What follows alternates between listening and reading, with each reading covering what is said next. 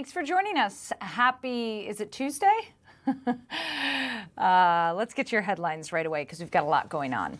The U.S. Supreme Court is leaving birthright citizenship in place, rejecting President Trump's effort to limit automatic citizenship for children born in the U.S. to non-citizen parents. The justices ruled that the 14th Amendment guarantees citizenship to nearly everyone born on American soil, keeping a longstanding constitutional protection intact. Also today, the court sided with states that restrict transgender athletes from competing on girls' and women's sports teams. The justices upheld laws in Idaho and West Virginia, ruling the restrictions do not violate federal law. The decision could impact similar laws across the country and is expected to fuel further debate over transgender rights in sport. Federal officials today announced charges tied to two major Minnesota drug trafficking organizations. The charges included conspiracy to distribute fentanyl, firearms offenses, and violent crimes, including one charge of murder. 25 people were charged, all alleged members of two Minneapolis drug gangs, whom the feds say operated open-air drug markets and distributed hundreds of thousands of potentially lethal doses of fentanyl into the community. And fire crews are investigating what sparked a massive 3-alarm fire at Crow River Winery in Hutchinson early this morning. The fire heavily damaged a production building, resulting in the loss of equipment and storage space. But the winery says its main building is untouched and they remain open for business. No injuries were reported, and this fire remains under investigation. My lovely producer, Grace Henry, joins me now before she leaves us on vacation. Yep. Grace, I'm mainly concerned that wine was lost in the fire because that would be simply tragic. That would be terrible. I mean, a tragedy worth all the headlines. All the headlines. Yeah. I love wine. What's your favorite wine? I like a Chardonnay, which is a hot take because I feel like you either love Chardonnay or you hate Chardonnay. This is true. People who do not like Chardonnay are very passionately against Chardonnay. Yes. I grew up in Northern California, the home of Chardonnay. So it's in my blood. It is a part of who I am to like Chardonnay. My sisters make fun of me because they say I've become my mother because my mom loves a Chardonnay. My mom does too. And so Shout I'm out. like, you know what? Fine.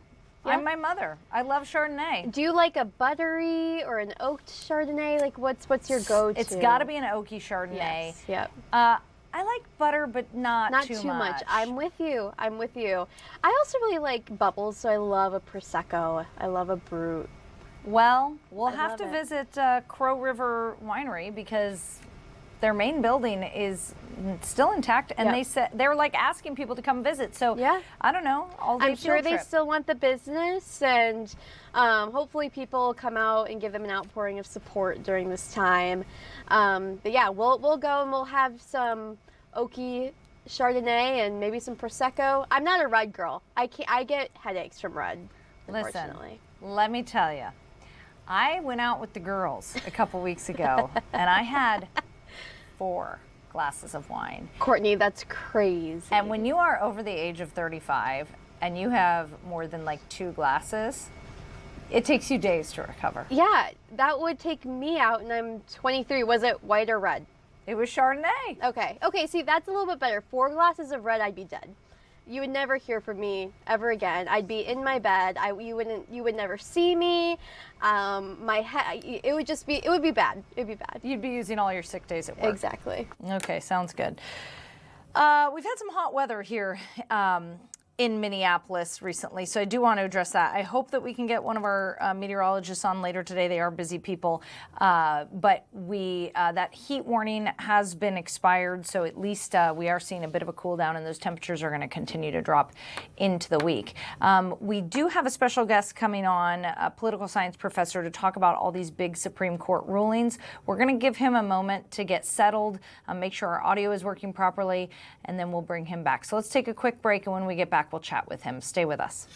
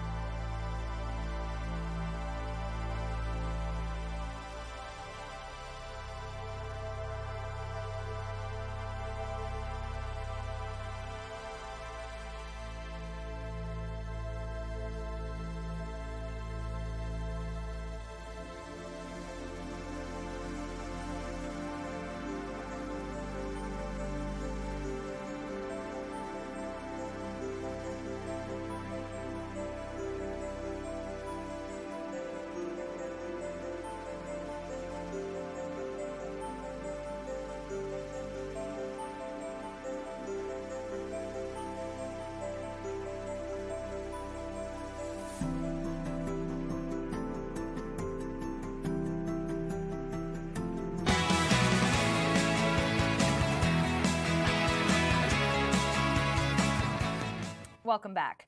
Well, as we mentioned, the Supreme Court wrapped up its term today with a series of major decisions, from immigration to transgender rights to the power of the executive branch. To help break down what these rulings mean and what could come next, political science professor from the University of Minnesota, Timothy Johnson, joins us now. Thanks for joining us, Tim. Hey, thanks for having me, Courtney. Now, you've written several books, dozens of articles about the Supreme Court, so you are truly the expert on this topic. What happened today? What are the big takeaways? Sure. So the court certainly made some big splashes, as it does on the last day of almost every single term. It's interesting that the justices make us wait this long, despite the fact that oftentimes they're writing opinions, sometimes down to the last second. They always want to save these blockbusters. So long story short, they struck down President Trump's executive order banning birthright citizenship. And they also made it easier for states that would like to ban transgender athletes from playing in women's or girls' high school sports. They gave the states the ability to do so in a much easier fashion. Okay, break down birthright citizenship for me. What happened there?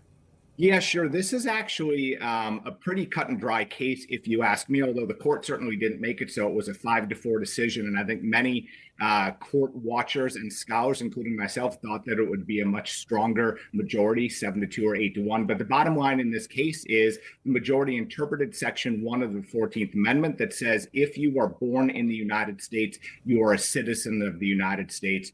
Period. End of story. So that's why it's so cut and dry. Does this impact individuals who were already born in the U.S.? Does it impact, obviously it impacts individuals who are pregnant right now, living in the U.S., who are non-citizens, but does it impact anyone else besides, future potential citizens? It really doesn't, because in fact, even if the court had decided the opposite way, there was pretty clear evidence that it would not have applied the decision retroactively, meaning anyone who had been born here, even from if their parents were here illegally, would still be considered citizens. And so really, the people who are impacted are those, as you said, going into the future, folks who might be here, whether legally or illegally, and they have children. Those children are automatically citizens of the United States under the 14th Amendment. Okay, and the court made a decision about transgender athletes. The court basically said it's up to the states, right? That's right. So what it said is these two lawsuits come out of West Virginia and Idaho. And the court used both Title IX, which was a law passed by Congress to protect women's rights in the United States, along with the Equal Protection Clause of the 14th Amendment. So again, using the 14th Amendment to say that states absolutely do have the ability, if they'd like to ban transgender athletes from playing in women's or girls' sports, that they can do so. Will this impact transgender athletes here in Minnesota? No, because it says that it is essentially up to the states. And given that Minnesota has protected transgender rights since the Human Rights Act was passed in 1993, and in October of 2025, the Minnesota Supreme Court protected that right as well in a high court case. Transgender athletes in Minnesota are still protected. Now, the impact that will be felt will be that the federal government absolutely has the ability and is using that ability to cut federal funds from school districts that do not comply with the court's decision. And so you could see in Minnesota and other states where transgender athletes are protected, that there might be less federal funding. So for instance, that might mean that fees to play sports would go up. A decision was also made about campaign finances. Yeah, so in that case, essentially the Supreme Court said that a 2001 precedent that existed that said essentially parties cannot coordinate with candidates, that you can give money, you or I or anyone else could give money to a party, they can give money to a candidate as they're running for office, but the parties and the candidates cannot coordinate with one another. Of course, the party could run ads in favor of me, but they couldn't coordinate their efforts with my staff to do so. In this case, the court said that's a violation of the First Amendment right to freedom of speech, and so it expands the ability of parties and individual candidates to coordinate their efforts to help win elections. Did the court leave anything on the docket that they chose not to take up this session? Yeah, so the court, left a number of cases. So, for instance, they did not decide the Jean Carroll appeal from President Trump, which means that case is gone and dead. If the Supreme Court refuses to take your case, then the case is over, and President Trump will have to pay Jean Carroll that $5 million. There is a libel case between famous or infamous, depending on how you think about it, lawyer Alan Dershowitz versus CNN that the court didn't take up. There is another trademark dispute involving LeBron James the court didn't take up, and then an EPA case about environmental regulation. So there are a number of others, but those are probably the four most important cases that the court did not consider this term. And they did say that they were going to take up assault weapons bans in their next session, right? They certainly did. So come the first Monday in October of 2026, that's the court's 2026 term, the big blockbuster so far will be this assault weapons ban that comes out of two states, both Connecticut as well as Cook County in Illinois, that is the greater Chicago area. The court has really been brewing to hear this issue. They have certainly struck down all bans on handguns, but states thought they were on pretty solid ground to say we can ban or strongly regulate semi-automatic weapons such as AR-15s. It seems as though there's at least four justices already, if you read past opinions, that will indicate that they would vote to strike those bans down. Okay, I mean, like with the birthright decision that cited the 14th Amendment, do you think the Second Amendment is going to play a huge role in that case? Yeah, I mean, this is all about the Second Amendment. This is just expanding the Second Amendment more and more and more. And so it's interesting. I think the better comparison might actually be the transgender rights case. And that is, in that instance, the court says we leave it up to the states to decide whether or not transgender athletes are protected in any way, shape, or form. When it comes to the Second Amendment, the court does not, or at least this particular court has never seen a penchant or had a penchant to leave it up to the states that they want to strike these bans down nationally. I want to go back to the birthright citizenship issue. So the Trump administration historically had cited birth tourism as one of their concerns with birthright citizenship. So, they cited that private companies and maternity hotels charge foreign nationals tens of thousands of dollars to facilitate travel and housing and medical care just so that they can birth a U.S. citizen. So are those birth industries, those so-called travel birth industries, still allowed to operate? Sure, but what I will tell you is that the numbers are not as large as the claims that come out of the Trump administration. People certainly do this. There is certainly some industry, if you will, but the numbers are not the thousands or tens of thousands of people who come here every year to do that. Certainly people do, but the problem is not one that would lead to the federal government needing to, go forward to try to get the 14th Amendment interpreted in a different way by the court in a different type of case. That said, I suspect that this particular administration under President Trump will continue to push this issue, if not in the courts, in Congress, to try to have a constitutional amendment passed to change the 14th Amendment's Section 1. Interesting. When you look at the way that the court voted here, we didn't always see we didn't always see them voting along party lines like you would have suspected. Certainly we saw some of that, but anything stand out to you about the way that these justices voted? Yeah, I mean, really, when it comes down to it, the court still decides close to 50% of its cases unanimously. But when it comes to the really high profile, the most highly salient cases, you're getting this 6-3 split, which is the 3 liberal justices in dissent and the 6 conservative justices in the majority. But you are absolutely right, Courtney. There are times where there are strange bedfellows. So, for instance, the Chief Justice and Justice Amy Coney Barrett were in the majority with the 3 liberals in the birthright citizenship case and in another campaign-related case that was decided late last week. Amy Coney Barrett was in the majority in that case as well. And so you certainly are going to see sometimes where people cross ideological lines.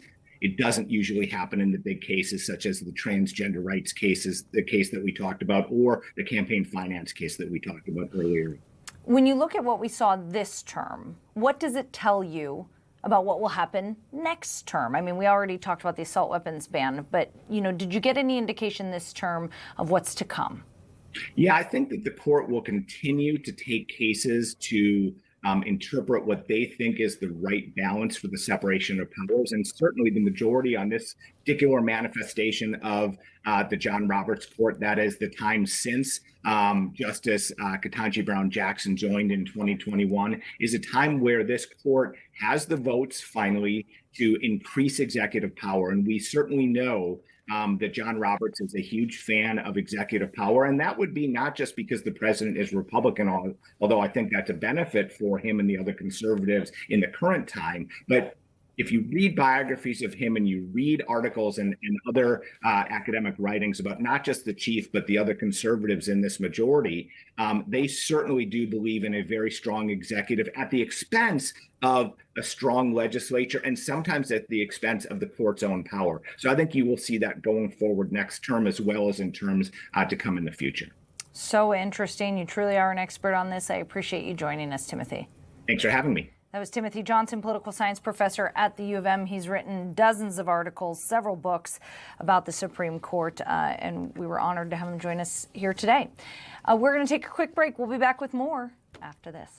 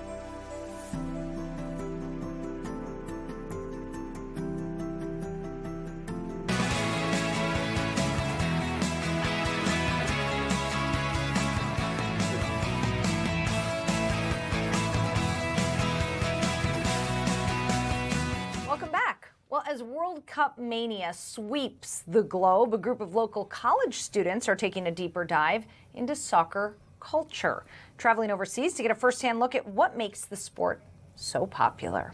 Joel Fredrickson, a psychology professor at Bethel University, led these students on the trip and joins me now. Thanks for joining me. Oh, thanks for having me. Okay, so talk to me about this course. It's they get credit to encounter real people from a culture different from their own, and then these that's students, part of it, right? That's right. part of the gen ed aspect of it, but it was also the main focus was on the psychology of fandom.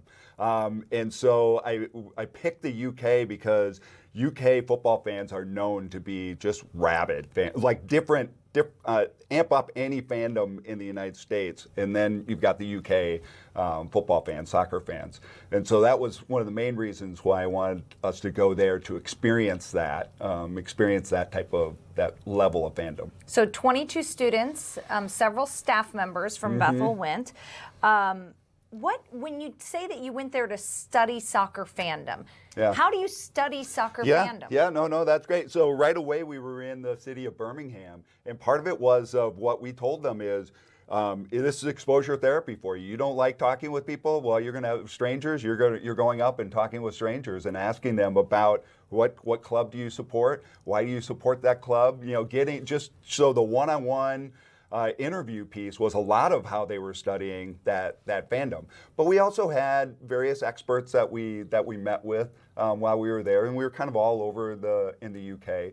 So we got there were a variety of ways in which they could interact in that way with fandom. On top of the fact of we had readings and that kind of thing. There's actually a pretty good literature on fandom, as there should be, right? It's a multi-billion-dollar industry. So it was a mix of all of that put together. I read one of the blog posts. They went to a bar for a soccer game viewing, and they just took that in. Yeah. I mean, this sounds like a fun course. The local pub, yeah. You get to go to England and go to the local pub. I mean, sign me up. Now these are Bethel students. They had to be careful about things at the pub. But it was that idea that they do have to. That's where you experience. If you can't get to the match, that's where you're going to experience the fandom. Is in that environment. So an opportunity for them then to be able to talk with fans in their environment. That was part, in certain ways, part of the cultural aspect of that as well. How long were you guys there? We're 21 days. 21 days, and you visited several different cities. Yes.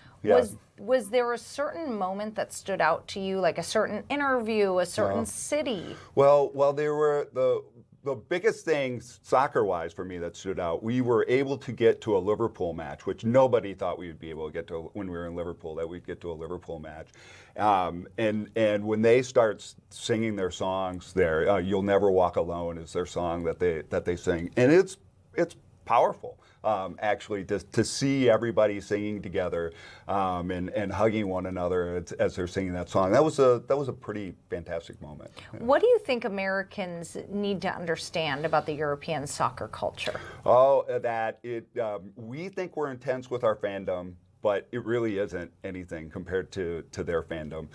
So the intensity, and I would say the cleverness. Like the fans are clever. Their cheers are clever. Their songs are clever that they put together. The United States we believe that we will win. That's not that clever. I mean, I hope that they win. It's not that clever. The songs that they come up with are phenomenal. They're hilarious. Sometimes a little raunchy, but they're really funny. And they will get footballers out on the pitch to kind of look back at them if they thought they heard something more of smiling. Like that was real. That was a good one. So when you dig into the psychology of it, why do these fans overseas get so committed to a sport where here in America, we love our sports and we love our local teams. Yeah.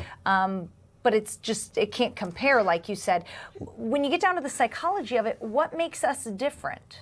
Well, I think part of that, for fandom-wise, is because of the United States. Our fandom can be spread out more. I'm a Vikings fan, but I'm a Wolves fan, I'm a Lynx fan, I'm a Twins fan, I'm a Loons fan, even a Aurora fan, right? I've got a number of different teams to be a fan of. It really is kind of that football team that they followed. And so I think part of that is it's not as dispersed, that ends up taking place. Another piece, though, is, and this came through in the interviews that students had. Students talked about the number of times to where they asked, why are you a Birmingham City fan?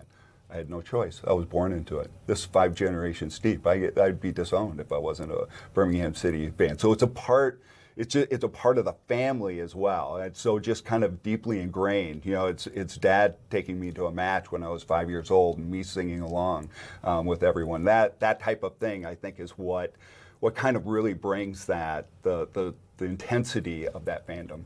Why do you think soccer hasn't caught on here? I mean, most kids grow up, I mean, the youth soccer programs in America are incredible. I think most kids play soccer at least for a small part of their life. And yet, professional soccer is not huge here. When you experienced what was going on in the UK with soccer fandom, what does it make you conclude here about why it hasn't caught on as much? Well, I think it's caught on more. I think it definitely has. Like, I didn't grow up being a soccer fan at all, and I'm more of a soccer fan today. So I think that ends up being an important aspect. So and look, you're seeing they've already broken the attendance record at the World Cup. It's not even close to being done yet. So Americans are going to these matches. So I think it's just the fact that we've got so many different fandoms that end up taking place. And the MLS, the United States organization isn't as it isn't as high level as the European one. So I think you see more. I've heard of more American fans who are fans of whatever, Liverpool or Tottenham or some team over in Europe. So I think you are seeing it grow. It's just that we've heard about it since the 90s, right? That soccer was going to at one point in time just explode. Well, the fandom has increased. Well, over and time. our kids play soccer. Right. It's just maybe there's too many options. Is Yes. a theory I've heard. Yeah. You know, we have football, we have baseball. You know, we have so many other professional sports that the kids kind of, once they grow older, they disperse into those other sports. And so, whereas in Europe, you know, soccer reigns king for professional sports. Yeah, and I think part of that too is our top athletes will end up going to other sports, usually aren't playing soccer, versus the top athletes in Europe, they're playing soccer. Right, totally. Now, these students, they had to put together like a journalism presentation. A magazine, yeah. Talk to me about that. How did that work? Yeah, that ended up kind of came by happenstance. That wasn't the original plan for the course, but a good friend of mine, Scott Winter, he's a journalism professor who's now at the University of Minnesota, but he's done these magazines in the past, and usually they're to India or to Guatemala, and they're about social justice projects. But they were going to go to Guatemala, and there were some travel warnings that were occurring there. And so we just got together, and he's by trade a sports journalist. So it made sense for us to kind of collaborate off of this and make that pivot and create it about the psychology of fandom instead. So in that way, that worked out well. And students were flexible about it. So that there were only a handful of journalism students on this trip. That was kind of gold about the trip, is that it was a wide range of majors. We had well over 12 different types of majors in the course, and a great gender balance as well. And so the students really kind of bonded together. They didn't know each other that well before the trip, but they watched out for each other. They took care of each other. They helped each other with their writing projects that they were going to do for the magazine. And so a number of the students weren't journalists, but part of their assignment was to put together an article for the magazine, and they did a great job. They stepped up. And they stepped outside of the box because they had to have conversations with real people to get down to the psychology of this whole thing. Right. What was one of your proudest moments as a professor watching your students blossom there in the UK? I think part of that was what you were talking about in terms of the interviews, because we had a set of pretty shy students. And so that we kind of just kept emphasizing, hey, this is like exposure therapy for you, right? You're shy. What is a good cognitive behavioral therapist going to do? It's going to tell you to get out there and talk to people. And so that was and seeing students enjoying it, like coming back and just being thrilled with the interactions that they had. And of course, soccer fans, they want to talk about their team, their club. It's not a problem, but students were nervous ahead of time. Actually, one of the things we incorporated into that, there's this interesting research on weak ties. These are these interactions that we have. We don't know these people all that well. Maybe it's your barista at the coffee shop or something like that. But what the research says is those weak ties are actually, they kind of boost our day when we talk with these individuals. And that was a lot of what we were kind of pushing with this as well, is you're kind of creating these weak ties with individuals and hearing their stories. And all of that kind of worked. You could see a boost to them after they got done doing their interviews, and so that was really kind of a rewarding aspect of the course. Did you guys choose to focus on soccer and go to Europe because of the World Cup? Did it just happen that way? No. It just happened that way. Yeah, it just happened that that I thought that would be the perfect fandom to focus on, and the train travel is pretty easy within that area and everything, and so that was more the idea. And did you see different aspects of soccer fandom when you went to the different parts of the UK? Oh yeah, certainly. Yeah, and Liverpool fans and just Liverpool in general is kind of different from a lot of the rest of England as well, and so it was interesting exploring that, the heritage of that. A number of Irish immigrants who came to Liverpool and how they kind of feel a little separated from the rest of England. So we definitely saw some different aspects. We definitely saw commonalities, right? And honestly, we see commonalities with that fandom with fandoms here as well. There's more things in common than there are different, but the differences are interesting. Yeah. When you look now and you watch the news and you see the Europeans coming over here after you guys went over there, now they're all coming here. When you're watching them take in, it's almost like a reverse experiment of what you did. They're coming over here and taking in our culture, and we're watching, it's going crazy on social media, Europeans just falling in love with America. As a psychology professor, and you're watching this, what's your take on it? Well, no, that's one. It's wonderful to see, right? I've been reading about the number, of national teams in kind of smaller cities setting up base there, and how those cities have taken Lawrence, Kansas. I think Scottish is one of them. people are drinking Boston Dry. Yes, definitely. Actually, to me, that's one of the most that's the story of the World Cup, and so that's what I kind of find wonderful is that they're falling in love with ranch dressing. Yes, you cannot get it over there. Yes, they're trying to figure out how to get it. Yes, it's hilarious. They're getting warnings, aren't they? Yes. Don't put this TSA, into your carry-on. TSA is like, please stop trying to bring ranch in your travel. But I mean, as a psychology professor, you must be watching this go, like, it must be so interesting to you. The Scots in particular are what's crazy interesting, right? The Tartan Army, they've taken over. They took over Boston, then they went down and took over Miami. But everybody's just fallen in love with them, right? The Bostonians are like, you'd think they'd be getting mad about this, and they're like, these people are the greatest people in the world. And I heard some Bostonians saying, yeah, they're reminding us, you can just have fun, just enjoy life.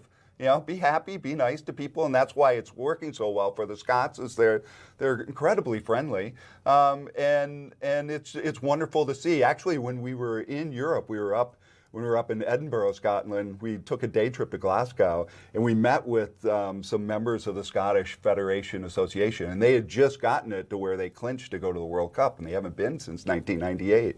And it was phenomenal just listening to them, talk about this, how momentous this was, and they were talking about all the people that are planning on going to. So they to the were United excited. States. Oh, big time. Yeah. Yes, yeah. It is just so, they've brought their soccer fandom to America, and it's almost infectious. Yeah. Oh, definitely, yes. And I mean, just think of what those Scottish fans have done for Scotland's tourism. it's going to, a lot of Americans are going to be going to Scotland now after that. Yes. Sign me up. Yes. Sign me up. Joel Fredrickson from Bethel University, what a wonderful program. Will you guys be doing it again, or are you going to pick a different topic every time? No, we'll do that one again in 2028. So we'll take a year off, and I think we're probably going to add Dublin to the mix, and then go over to the UK again. Okay, so find out what the soccer fandom is all about in Ireland. Yes, as well. Yeah. Okay, amazing. And then you got to do South America maybe, because they also love their soccer. Yes, well, everybody does around the world. Joel Fredrickson from Bethel University, thank you so much for joining us. Oh, thank you. We're going to take a quick break. We'll be back after this.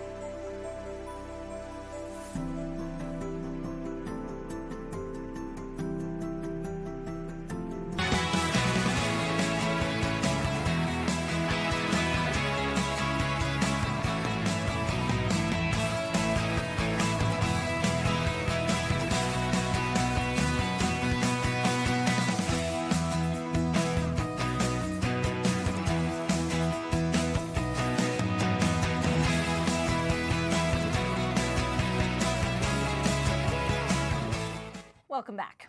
For many young people, becoming a firefighter is a childhood dream. But now a new program in Bemidji is making that dream more accessible for youth with disabilities.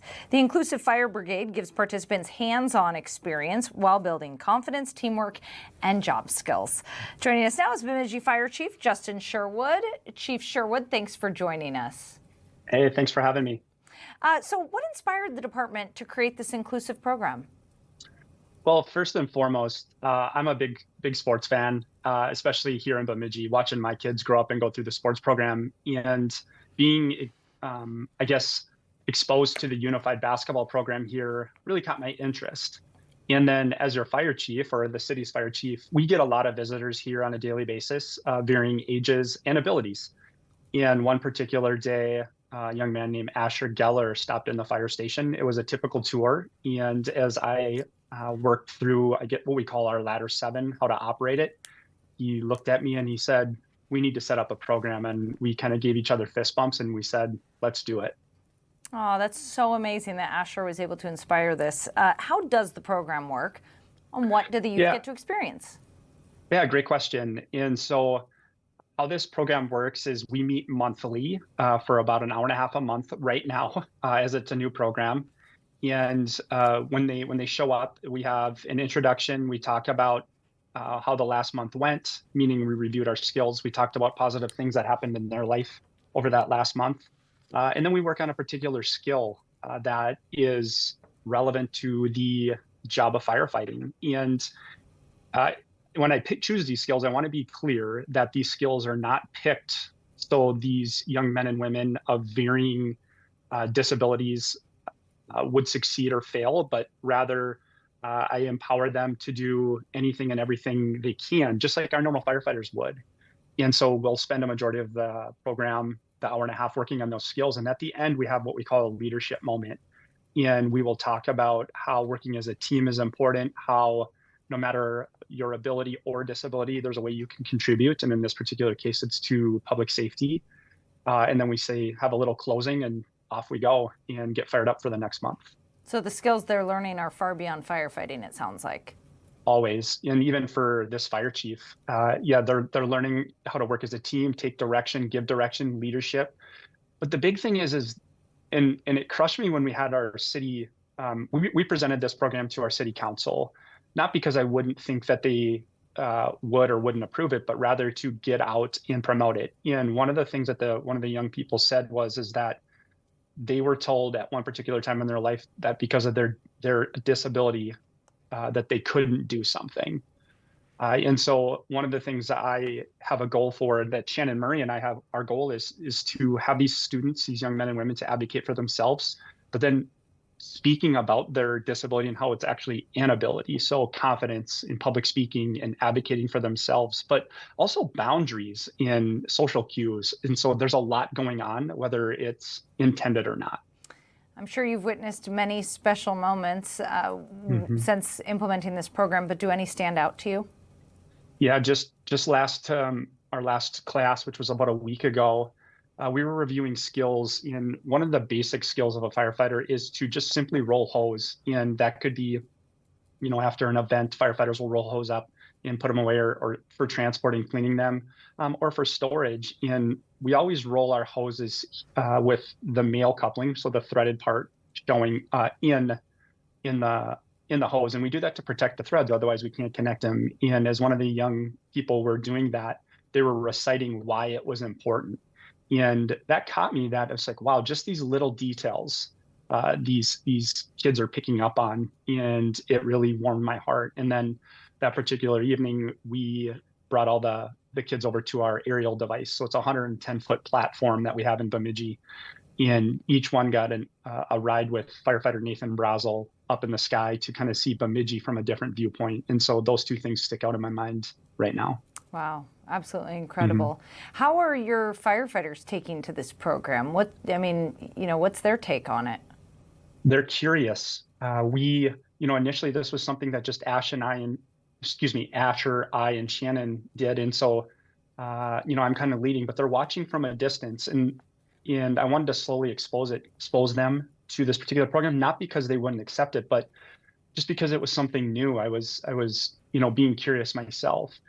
But they're excited. We've had about 15 do background checks. 15 attended some training that Shannon, with being Lead for Inclusion, put on for them. And so this month in July, or as we move into July, will be the first time that my members get hands-on. And so they're very excited to share their knowledge and get to know these men and women here in Bemidji.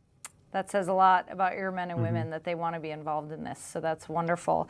Why is it so important for these young people to get this kind of experience? I think it's important because, it helps them to develop a sense of self and confidence, which is the most important thing for me. We have a motto here that I've tried to push out, is that we must keep the main thing the main thing. And in firefighting, it's protecting lives and property, but putting water on fire. And I think it's important to have them a part of this, because just them being here empowers them and the community to be safer and help us, again, to provide our mission. But it's important because we want to bring two communities together. Firefighters are kind of like this elusive beast or elusive creature. We see them a lot, but we're not always sure what they're doing. But also the same with our inclusive community, whether we like to admit it or not.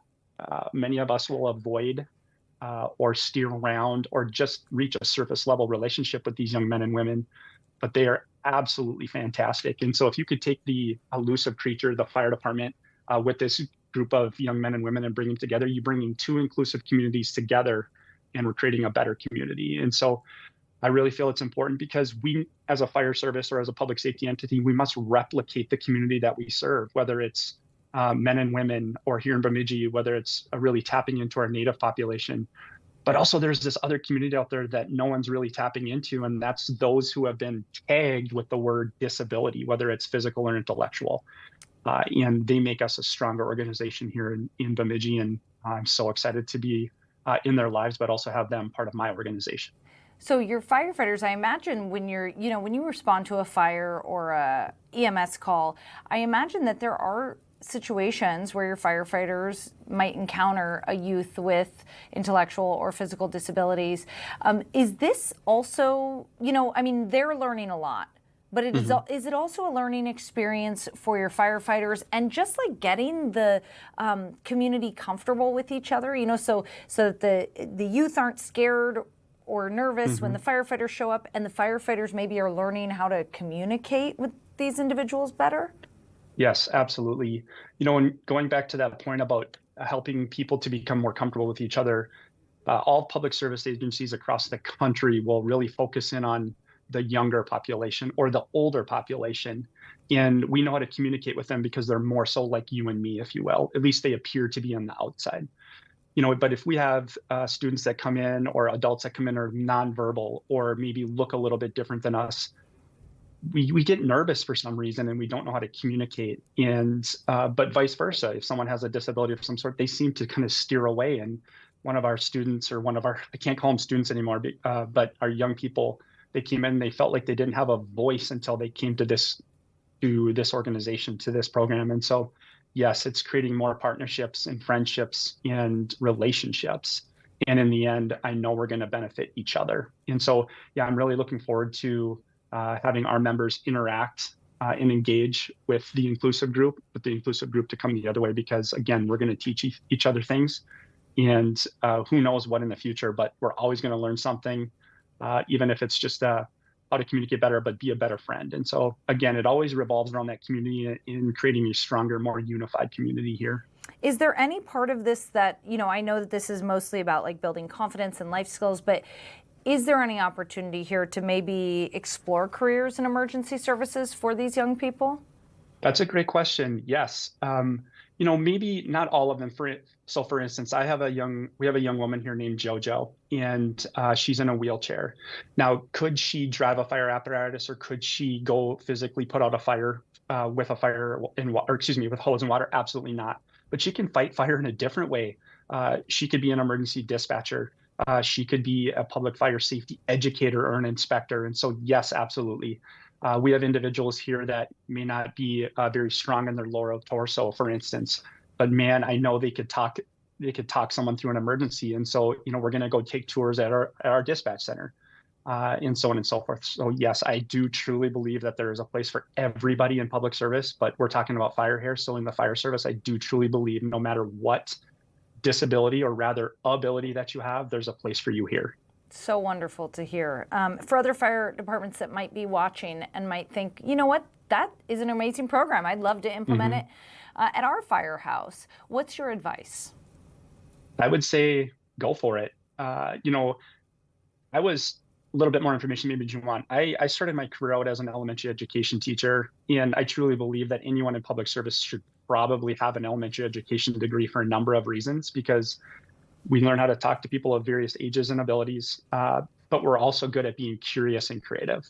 And so I would say go back to your childhood dreams, like when you were a firefighter. You were curious and creative, and you had this idea of being a firefighter. And so if you're kind of seeing what we're doing and you want to replicate it, whether it's a law enforcement agency or even a grocery store, be curious and jump in and connect with your inclusive community. If you don't know if you have one, search one out. I guarantee you have it there, but take the chance. But we've always said that we're open to communicating with anybody. We will share what we have. We will share our meeting notes and kind of give you the platform from which we're operating from to help you get started. And so, yeah, communicate with us or do your own research. The other thing is that we've also tried to replicate the Firefighter One curriculum and adapt it to work for us. And so there's other options out there too. So yeah, in the fire service, we're all connected through different organizations and platforms. And so reach out to us or reach out to a neighbor and go for it. Just wonderful. I mean, your openness to all this is so wonderful, and you're so eloquent when you speak about it, and clearly you're passionate. So thank you, Chief Sherwood, for joining us and sharing about this new program.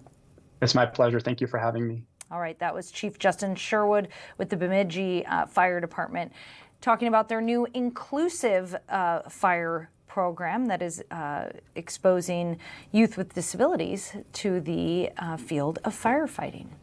We're going to take a quick break. When we get back, we'll take another check of your headlines. Stay right there.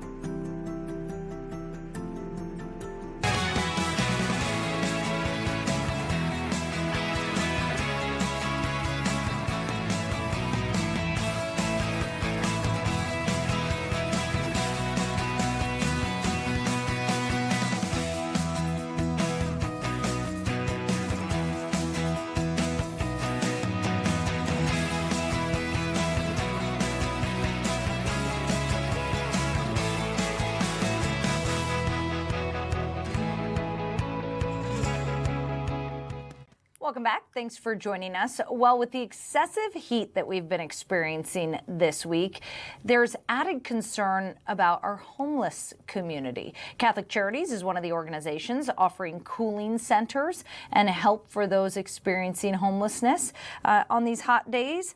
Keith Kazurski joins me now. Keith, thanks for joining us. Thank you. So how are Catholic Charities stepping up to make sure that everyone is able to stay cool in this hot weather? Yeah, we are providing extended hours at a couple of our facilities and making sure that our facilities are well staffed and cool and are a place where when people need to can come in off the street, whether they normally receive services here or they just want to come in because of the weather this week.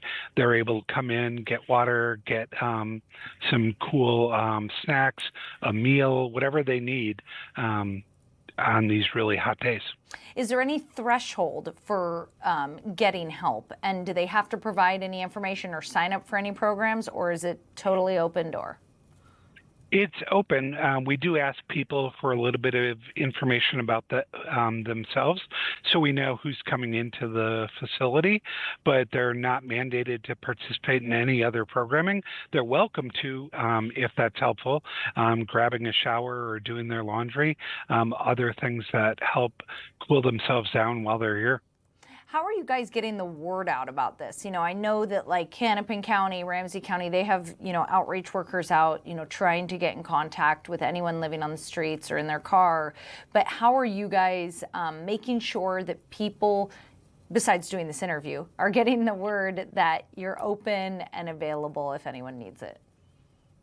Yeah, I would say we're using social media outlets. We're coordinating with cities, counties, with their outreach staff. We talk routinely with emergency services personnel like the police and fire department. So they're often referring people here. And also it's word of mouth. People within the experience of those experiencing homelessness talk to each other about where it's safe to go and where you're going to get treated well. What's your biggest concern when temperatures get as hot as they've been this week? Big thing is people overheating. We know that in people experiencing homelessness, they're more likely to have conditions like diabetes, hypertension, congestive heart failure. Also, for a number of the folks we serve who may have mental health conditions, a lot of the medications that are prescribed to help people alleviate symptoms around mental illness make them more susceptible to issues with the sun and heat. What are the hours of operation? When can people stop in? So it depends on the facility, but here at the St. Paul Opportunity Center where I am right now, we're open until 5 o'clock this evening. And then our shelter across the street opens at 4 and will be open until tomorrow morning. We have our Minneapolis Opportunity Center that is open until 4 o'clock this afternoon. And same thing with our higher ground Minneapolis shelter. They'll be open all evening. Are there beds available if people want to spend the night? I would recommend that people call either Ramsey County or Hennepin County's intake lines for shelter because those bed situations change minute to minute.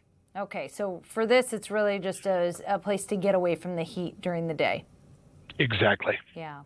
Okay, great. Well, Keith Kazurski from Catholic Charities, so appreciate what you're doing to make sure that everyone in our community stays safe during this extreme heat. Thank you for joining us. Thank you. All right, we are going to take a quick break, and then we'll do check your headlines when we get back. Stay with us.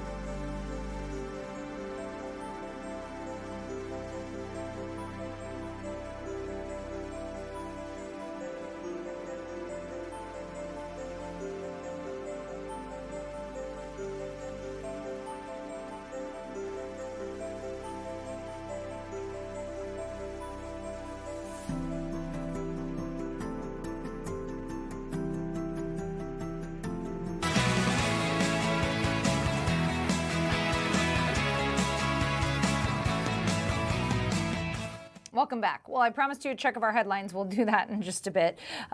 First, we've got a very interesting conversation to have. Imagine getting paid thousands of dollars to move to a community you've maybe never been to. That's the idea behind a new program in Fond du Lac County, Wisconsin, where officials are offering up to $9,500 to plant your roots. They're giving away incentives to attract remote workers who commit to living there for at least a year. Sadie Howell, the CEO of Envision Greater Fond du Lac, joins me now. Sadie, what a unique program you guys have come up with there. Yeah, thank you. Thanks for having us. And Envision Greater Fond du Lac actually is one of 17 communities in the state of Wisconsin. The state legislature had put some money into a grant program for organizations like ours to apply for in order to attract talent. And like you said, it is all about building our workforce. Wisconsin has a declining population, and in order for our businesses to feel like they can feel confident growing here, we need to make sure that we have enough workers that can help them work for them, and this is the way that we have chosen to run our talent attraction campaign. So it's $5,500 in cash and then up to $4,000 in incentives, which we are putting towards experiences.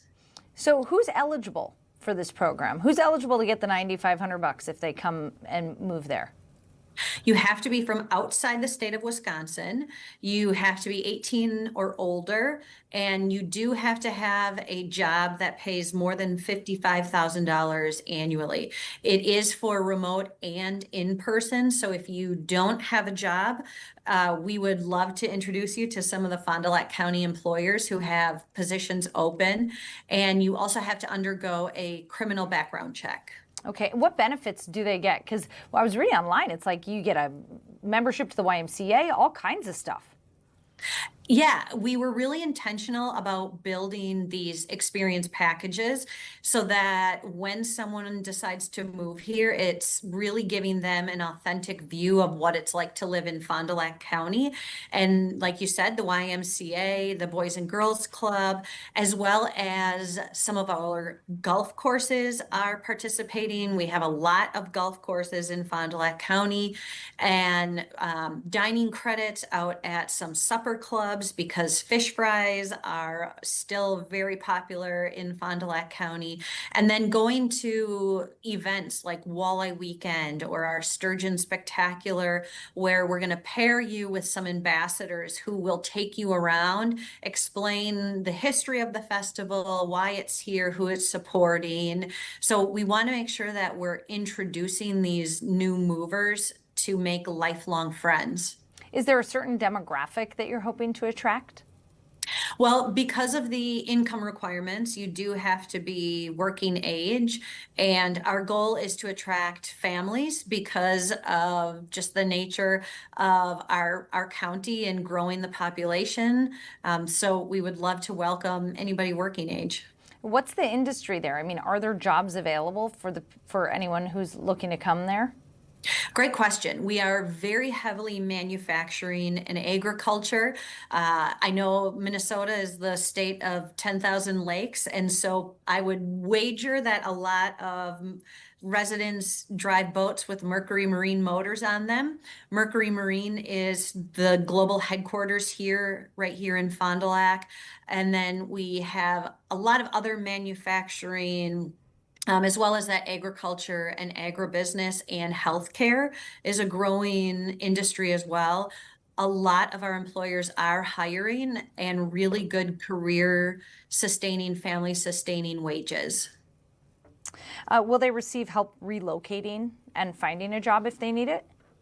They will. And you can go to the Make My Move website. You can also go to our website. We have a job board of all of the available jobs.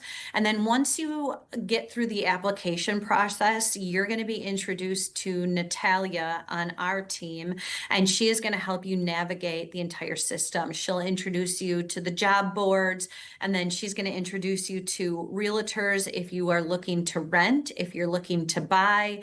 So she's going to make all of those those introductions that will make it seamless to move here. This just seems like such a wild concept to me, but you did say there are other cities in Wisconsin doing this. I mean, do you know other cities across the U.S. that do this? Actually, it's incredibly common. Make My Move is a national platform that has operated in, I couldn't tell you how many, a lot of states, Ohio, Indiana, Kentucky, Virginia. So it's really common. It was very, very common during the COVID years. And that is actually when it started to pay remote workers to move. So places like Topeka, Kansas offered, another city in Alabama offers cash incentives to move and a bicycle because they're a really big bicycle community. So it's not uncommon, and think of it as we are the Chamber of Commerce. This is how we support our businesses. It's very common that you might get a new job somewhere and your employer offers you, I'm going to help you relocate. So I'm going to give you relocation assistance, and then I'm going to give you a sign-on bonus. Think of it as the Chamber of Commerce is here supporting what our businesses are doing to say, we're all in this together. Yeah, I equate it to a sign-on bonus. That's a perfect analogy there. Anything else you want people to know about Fond du Lac? I know it's right there on Lake Winnebago. It's just south of Oshkosh, but what makes it so desirable of a place to live?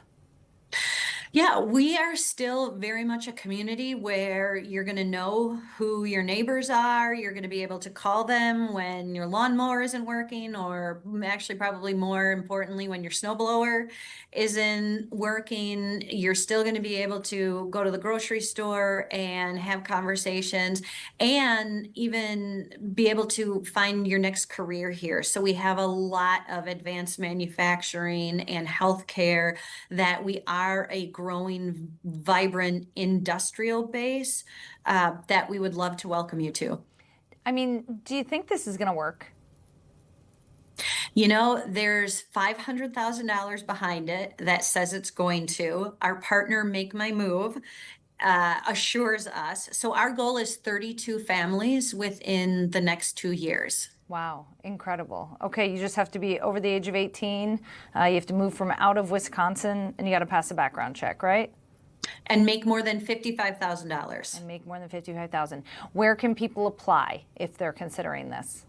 They can go to makemymove.com and search Fond du Lac, or they can go to our website, envisiongreaterfdl.com, and they can get redirected to apply. All right, wonderful. Very unique program and an exciting opportunity maybe for some young families. So thank you so much for joining us, Sadie Howell with the Envision Greater Fond du Lac. Thank you. All right, such an interesting conversation. Another interesting conversation that we're having today is about all the big Supreme Court decisions that came down. Obviously, it is the end of this Supreme Court term. And so they had to, this was the last day for them to announce decisions on the cases that they chose to take up. Our very own Corin Hoggard is on the line. I don't know if he's ready. Corin? Yes, he's there. How you doing, Corin? I'm well, Courtney. Okay, so today you are covering one of the big Supreme Court decisions that was made today that has to do with transgender athletes. You know, you're here in Minnesota, you're taking the local angle. How would this decision possibly impact Minnesota transgender athletes? Yeah, I mean, the answer immediately is not at all, because this ruling from the justices really is just addressing whether states are allowed to ban transgender athletes from performing in youth sports. Now, it specifically mentions that there are lawsuits regarding allowing transgender athletes to participate in these sports. And it specifically says that the opinion from Justice Brett Kavanaugh says they're not meaning to answer that question right now. And so that is something that could come up in a future term of the Supreme Court, but that's not something that they chose to address in this ruling. So for the immediate term, at least, this means that Minnesota can continue to act as it has. The governor says that they'll continue to do that. Attorney General Keith Ellison, who has won a few rulings so far in a case that the federal government Can you hear me? I'm sorry. It looks like I'm breaking up. But yeah, Attorney General Ellison has won a couple of cases regarding transgender athletes so far, all the way up to the Eighth Circuit Court of Appeals. He says he's going to continue to fight for those athletes. I also, though, talked to Representative Peggy Scott, Republican of Andover. She has proposed a law in the state that would ban these athletes. And now the Supreme Court has said pretty clearly that that would be a legal act for the state legislature to pass. We can hear you just fine, Corin. Thank you for checking in. I know you referenced the governor. He did give, he gave a wordy statement to the media not too long ago. What exactly did he say? I mean, basically what he says is that the Supreme Court has allowed that states that want to be cruel to trans children will be allowed to be cruel to them, and states that want to be kind to them will be allowed to be kind to them. That's the extent of what he's saying. And I know that, the Republicans, as you mentioned, are chiming in on this too. Lisa Damith is probably considered the front runner on the GOP side of the gubernatorial race. What's she saying? Well, I'll push back against front runner because every poll I've seen has her in second place, some to Qualls and some to Lindell. But she supports this ruling, and so does her second in command in the House GOP, Harry Niska. I reached out to Peggy Scott because she's the author and she's not running for a higher office. And she was definitely happy to hear about this ruling. She says that it's a common sense decision and that she hopes that her fellow legislators see that this is common sense when it comes up again as a bill proposed in the next legislature. What about the Minnesota State High School League? Because they're the governing body over high school sports here in Minnesota. Yeah, so we've reached out to them, haven't heard back. But in the past, they've kind of leaned on what advice they've gotten from Attorney General Ellison, which is why I reached out to him. And his advice has been that a ban by the high school league as things stand would violate a 1993 Human Rights Act from the state of Minnesota. And so they have continued to allow trans athletes to perform in youth sports based on that advice from the Attorney General. All right, wonderful. Corin Hoggard, we appreciate your reporting today. Thanks for joining me. You got it. All right, that was our very own Corin Hoggard, political reporter with Fox 9, saying that this Supreme Court decision saying that states can restrict transgender athletes from competing on girls or women's sports teams really won't impact Minnesota athletes, because in Minnesota, the governor, the attorney general, and leadership here has said that they will continue to allow transgender athletes to compete. We are going to take a quick break. We'll be back after this.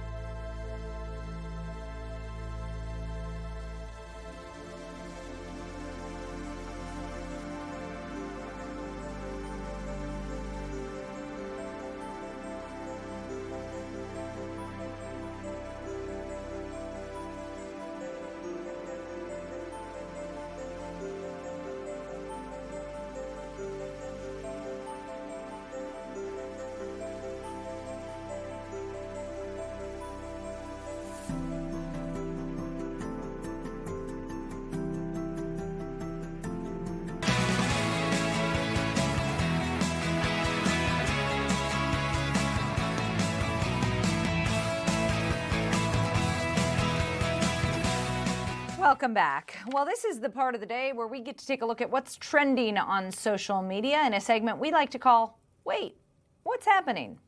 This first one, we love bear stories here. I can't help myself, okay?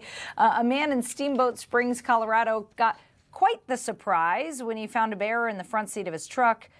In this recently shared video, you can see Andy Kerrigan was walking around a residential building on Clubhouse Drive in Steamboat Springs when he opened the door to his truck and found a bear staring back at him. Look, I love that he gets out his phone, by the way. I know, that's his first instinct. His first instinct is to get his phone out and take a photo. Well, you can just see he threw it because the bear like almost lunged out the window. So, oh no, he picked it back up. Yeah, he falls back on his rump there, but you can see him flinch, and then he opens the other door of the truck before chasing the bear away with a wooden plank. I don't know if we'll see that part of the video. The bear's still in the front seat there, but apparently the guy who captured the video said he was, on a surveillance camera video, said, well, he was scared at first, but laughed at the situation once he realized that Kerrigan was okay. So I think this guy was live watching it happen on CCTV is what it sounds like. Look at him. He chases him out of there with that wood plank. Oh, it's a baby. It's a baby. It's a baby cub. Okay, that's why he was filming. He's like, I'm good. I love this, though. Look, he opens the door. He's like, whoa, hello, you. That would be quite the surprise, Grace. That sure would. I love bears, though. Like, I really do. I don't know how I'd react if I saw one face to face in the wild, or not. I guess this is in the wild in my car. Bears. You love bears until there's a bear in your car. Exactly. This is why I live in the suburbs of Minneapolis, because I do not want to ever find a bear in the front seat of my car. There have been bear sightings. We've been talking about all these bear sightings in the burbs. And this is, a relatively residential area, Colorado Springs. It, looks like there was some traffic behind. I will correct you. Steamboat Springs? Yeah. Steamboat is it's a mountain town. It's a ski resort. Steamboat has a lot of wildlife. Oh, okay. It is not uncommon for you to be skiing at Steamboat and have a moose run across. Oh, yes. Is that from experience? I have never seen a moose on this, on the ski runs, but I've seen the videos on social media, and it's amazing. So, and I think I've seen video of bears run across the ski run at Steamboat as well. I've definitely seen videos like in Jackson Hole of that happening, but yeah, Steamboat has quite a bit of wildlife. So yes, it has a larger population because it's a popular ski town, but quite a bit of wildlife. I actually had a friend yesterday post. They have a cabin in Tahoe in Northern California, and the bears in Tahoe are very, very comfortable with humans. I can imagine, yeah. Yeah, and he said, whoops, forgot to lock my car doors, and a bear overnight just let himself in and just sniffed around. Wow. Thankfully, when you live in that area, you know not to leave any candy wrappers or anything. No, not a crumb of food in your car. So they were happy that the bear didn't leave too much damage, just a little bit of scratching on some of the leather, but wow. Yeah, the Bears PR team, they're working overtime. We've had a lot of bear videos, a lot of bear talk lately. I love it, though. I mean, we'll see what are the Bears going to get up to tomorrow. I don't know. But I'm sure we'll have another bear video tomorrow. Day 2 of bear videos, and it's only Tuesday. There's still more days, Grace. This one is an interesting topic. It's an interesting discussion, especially here in Minnesota where we have so many lakes, so many people own jet skis. A Marine police officer was astonished when he encountered an 8-year-old riding a jet ski alone off the coast of Sarasota, Florida, about a week or so ago. They released this body footage yesterday showing the child operating a personal watercraft during what officials described as a busy weekend with rough currents. Take a listen.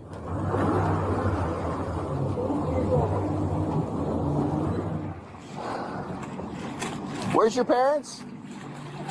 Over here? All right, can you take me to them? Thanks. I'm gonna follow you.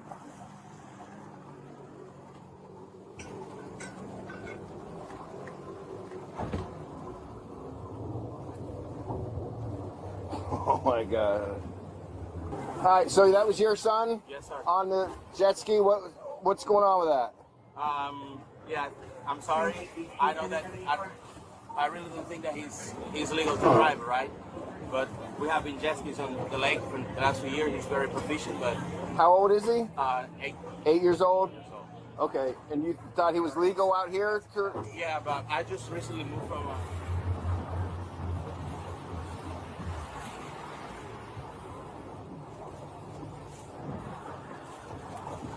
Oh man. Well, there you have it. It's definitely prompting a discussion, Grace, about, what is too young to ride a watercraft solo. The law in Florida is that you have to be at least 14 years old to operate a personal watercraft. Obviously, this young man is nearly half of that. He's only 8 years old. And, the dad is now going to be appearing in court. He does face some misdemeanor charges, I believe, for allowing this little boy to ride a jet ski. But the dad argues he's been riding jet skis his whole life. He's proficient. So big discussion happening online over this. Like, should the kid be able to drive the jet ski if he's trained and he's safe? Or is he too young? Right. I've never ridden on a jet ski or a Sea-Doo or any of those.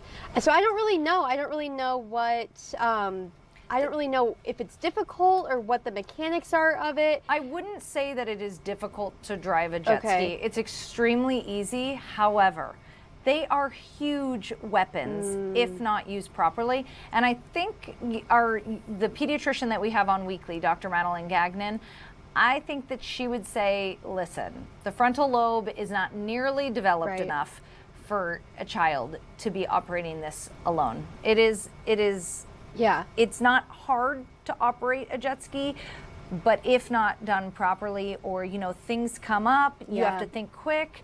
They are weapons. They are dangerous. You can die.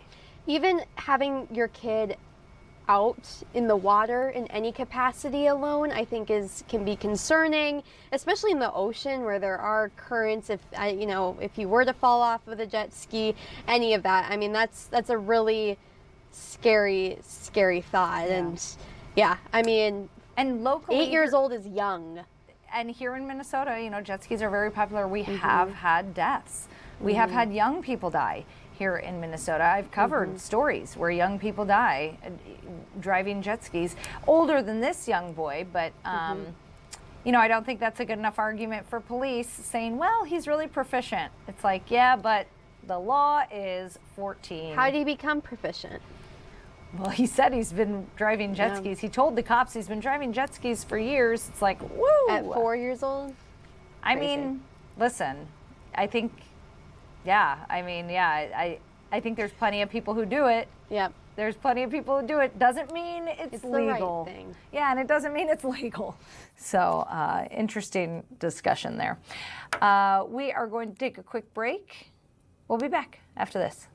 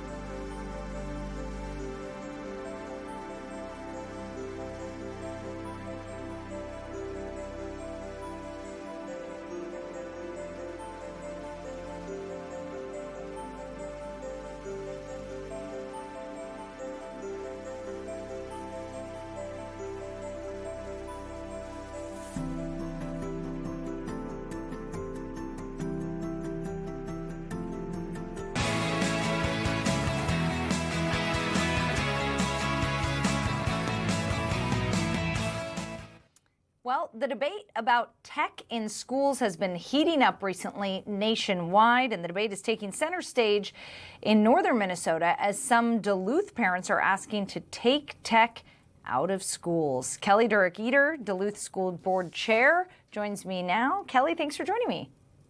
Thank you for having me. It's great to be here today. So what is the conversation happening right now in Duluth regarding tech? Well, it's great.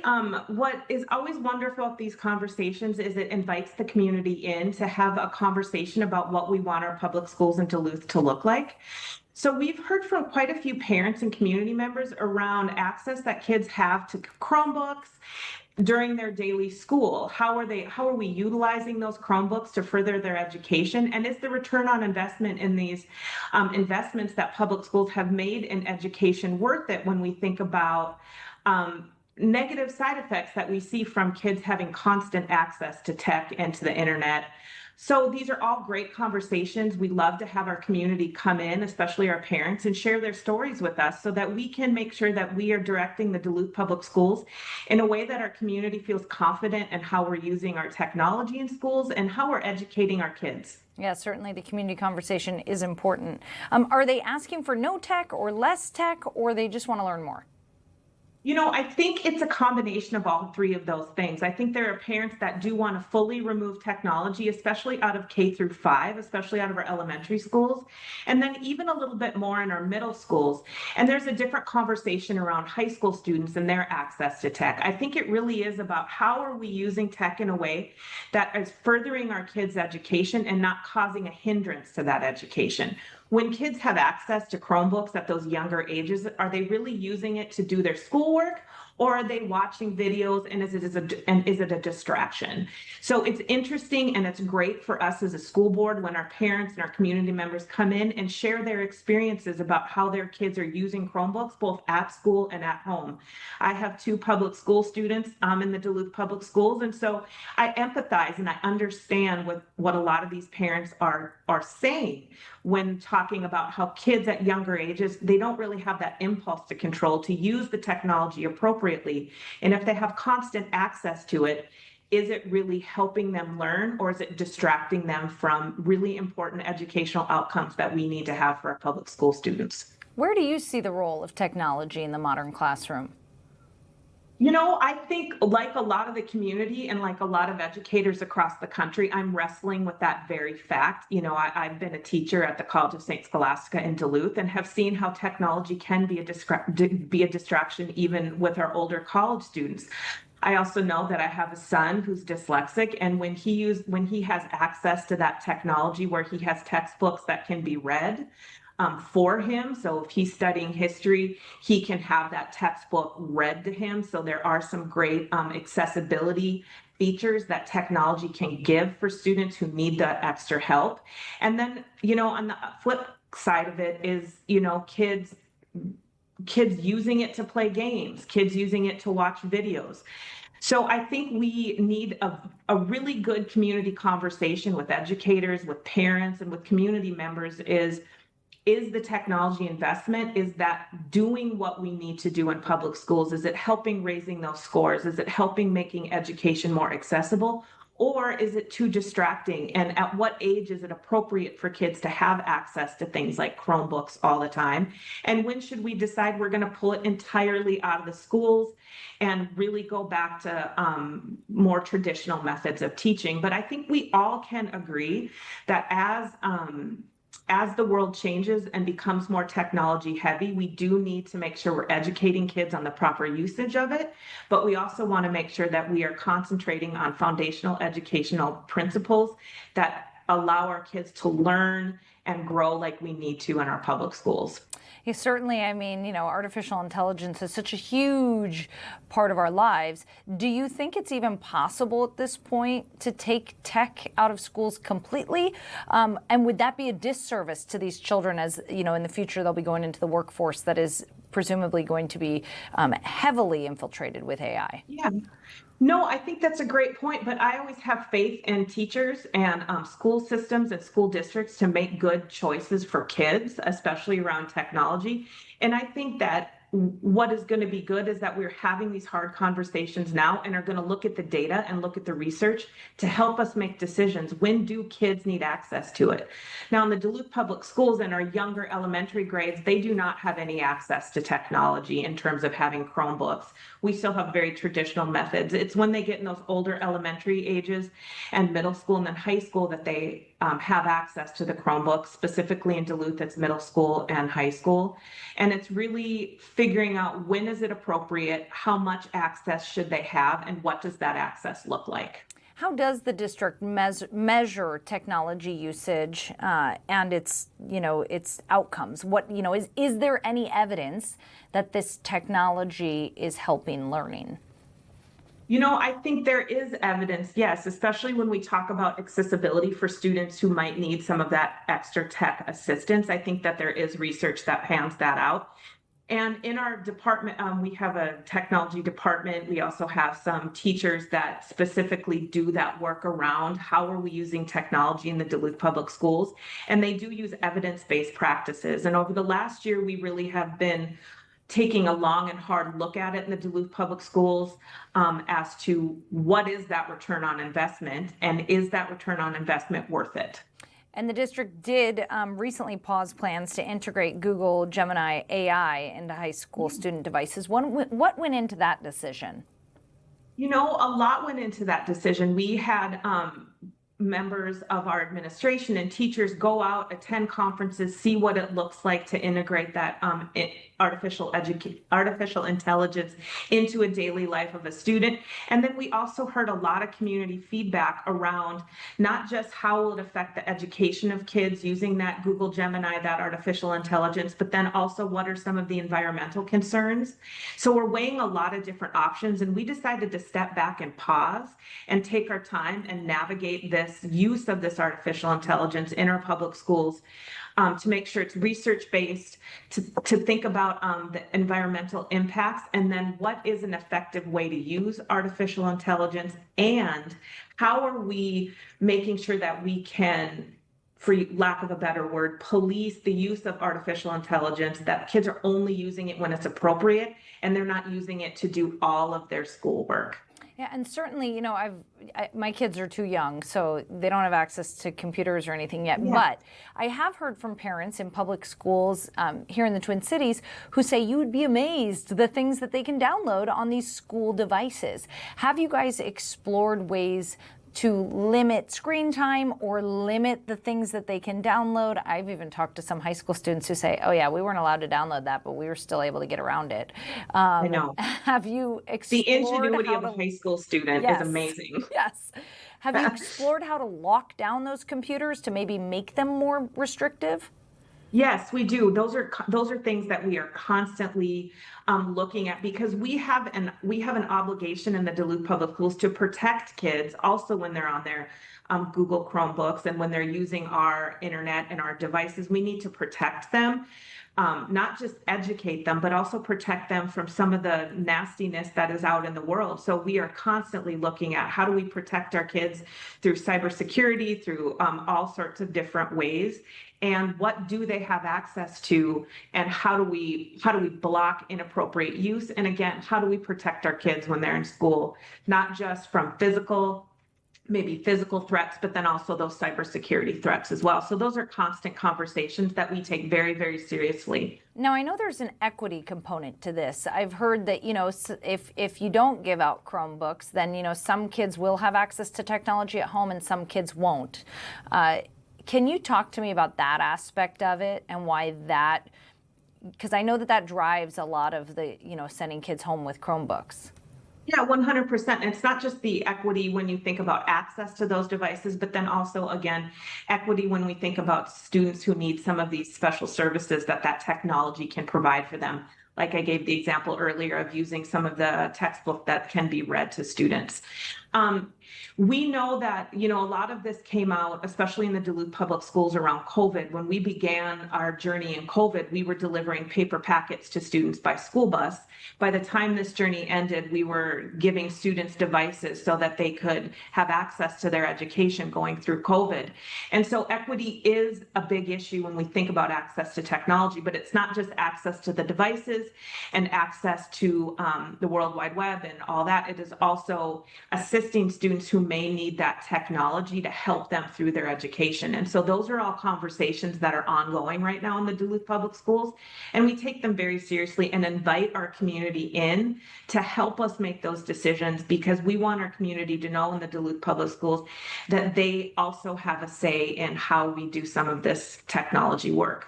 And it's wonderful that you welcome the community conversation in. 100%.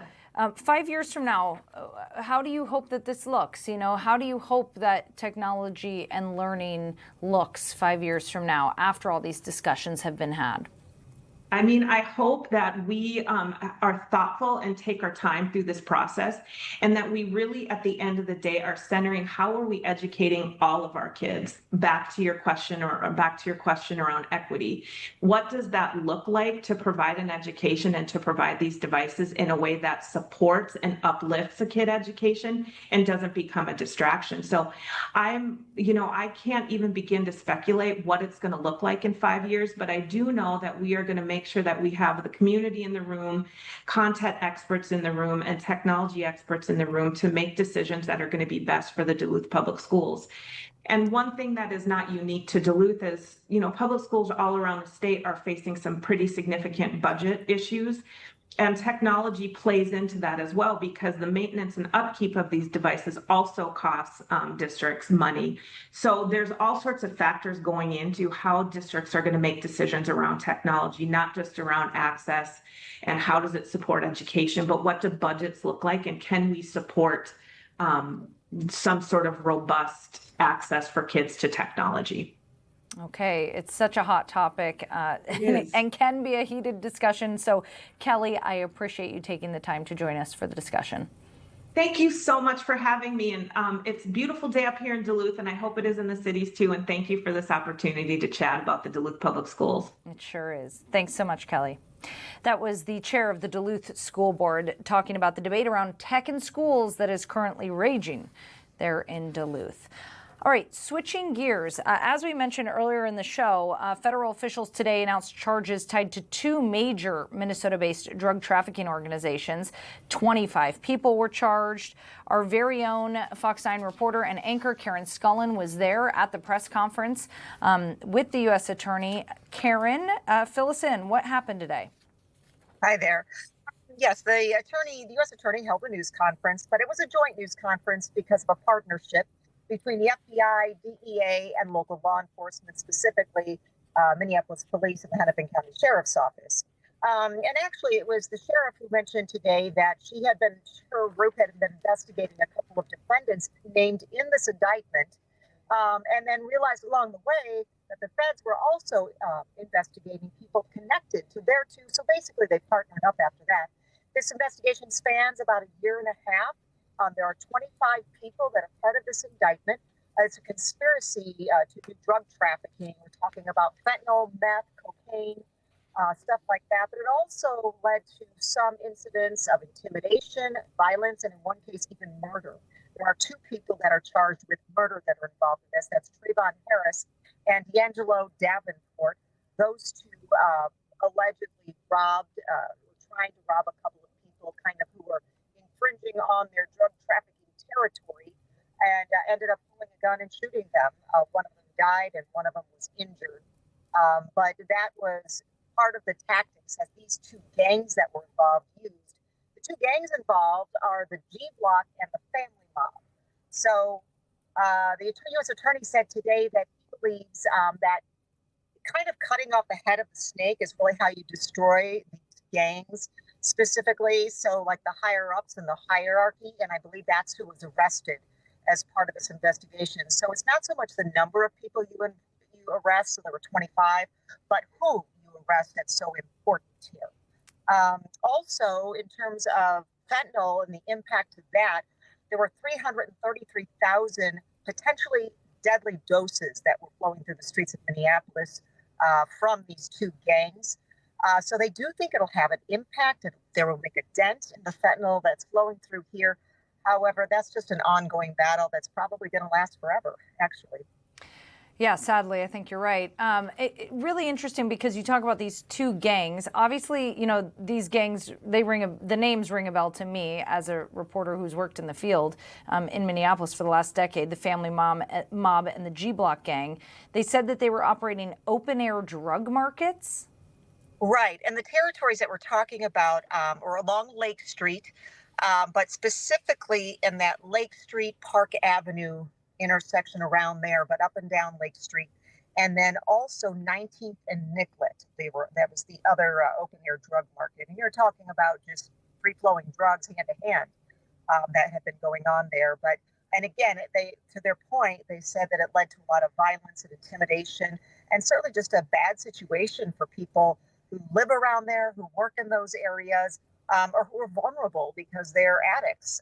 So they were glad to have these people certainly behind bars. They are still looking for one of the defendants, though. Okay, one defendant they still have not arrested. Good to know. I know you mentioned that, you know, the local authorities were involved in this, and that it sounds like Sheriff Witt talked. Were these individuals that our local authorities were familiar with? It sounded like it, insofar as they've been looking into them for some time.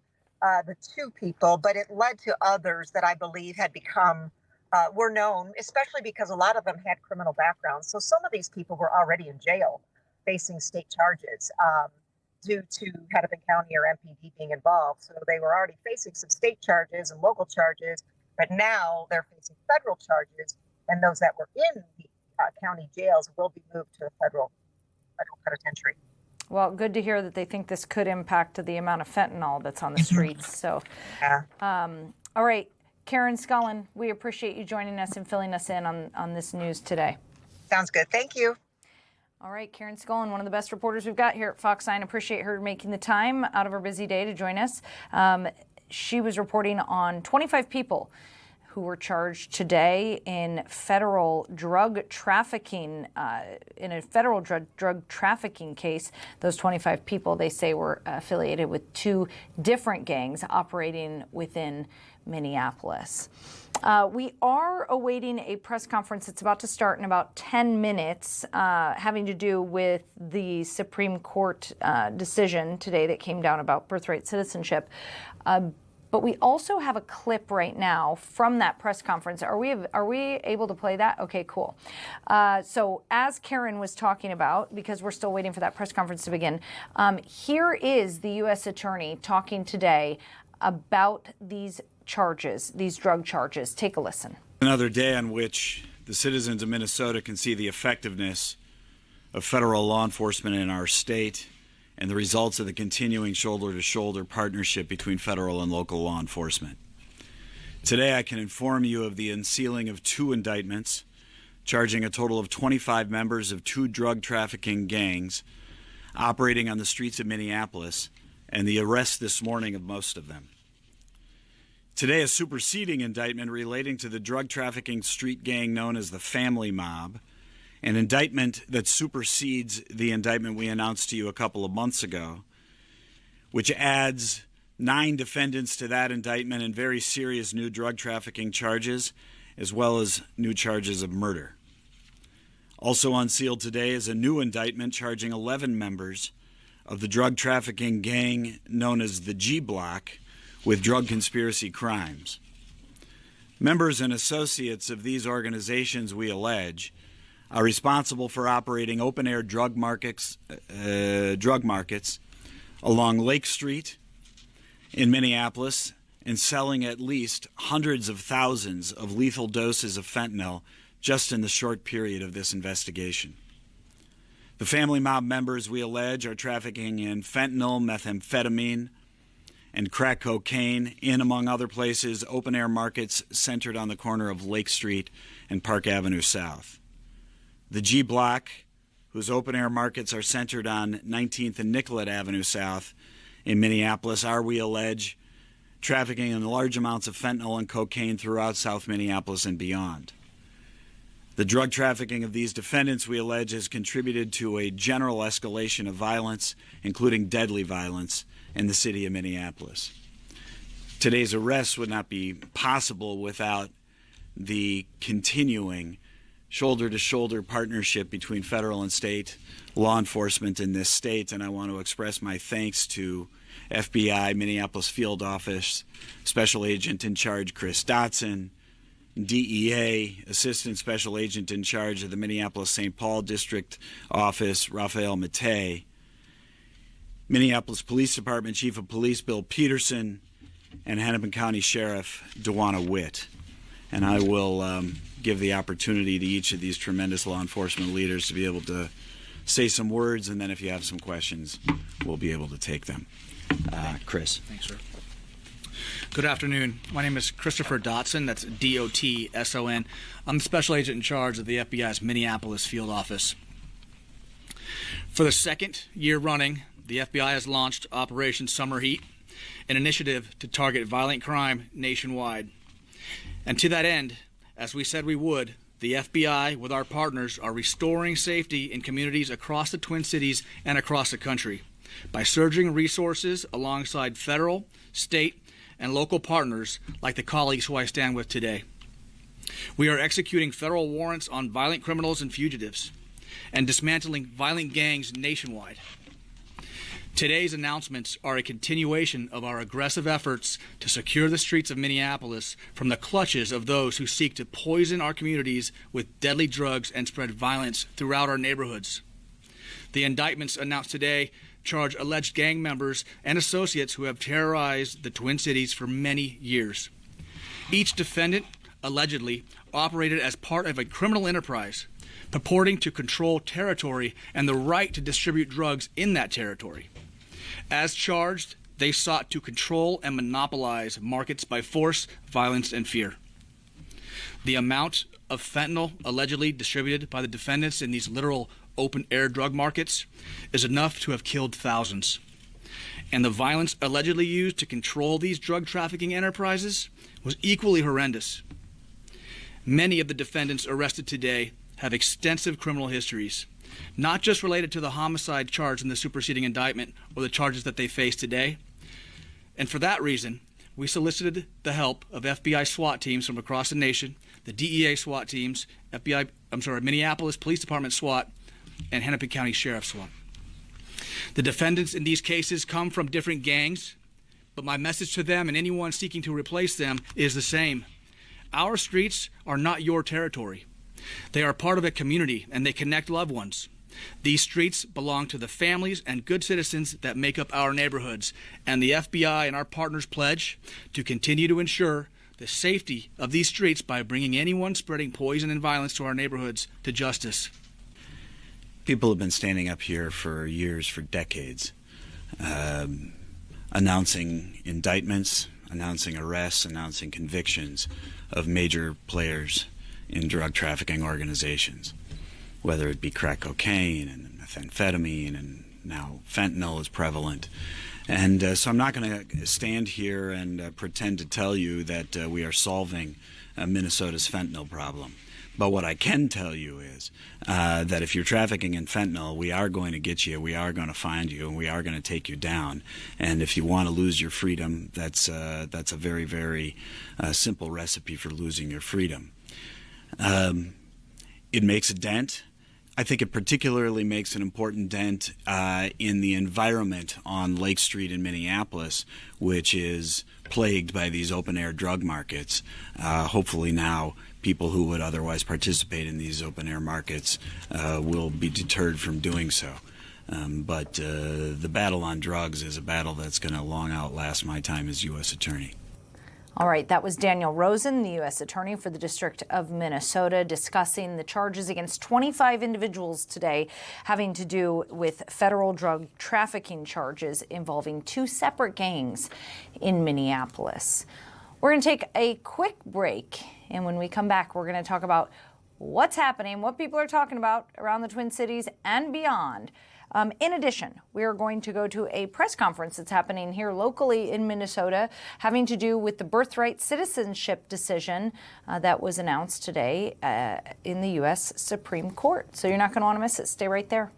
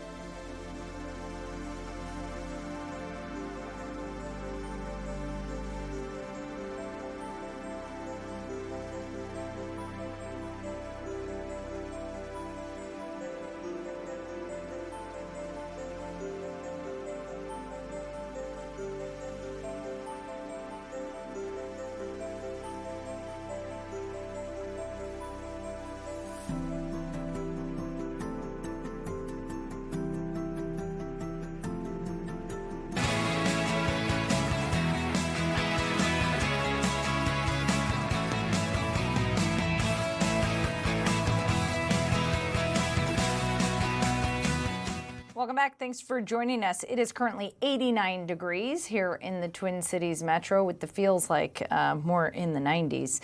In headlines today, the U.S. Supreme Court is making big news, handing down several major decisions, starting off with birthright citizenship.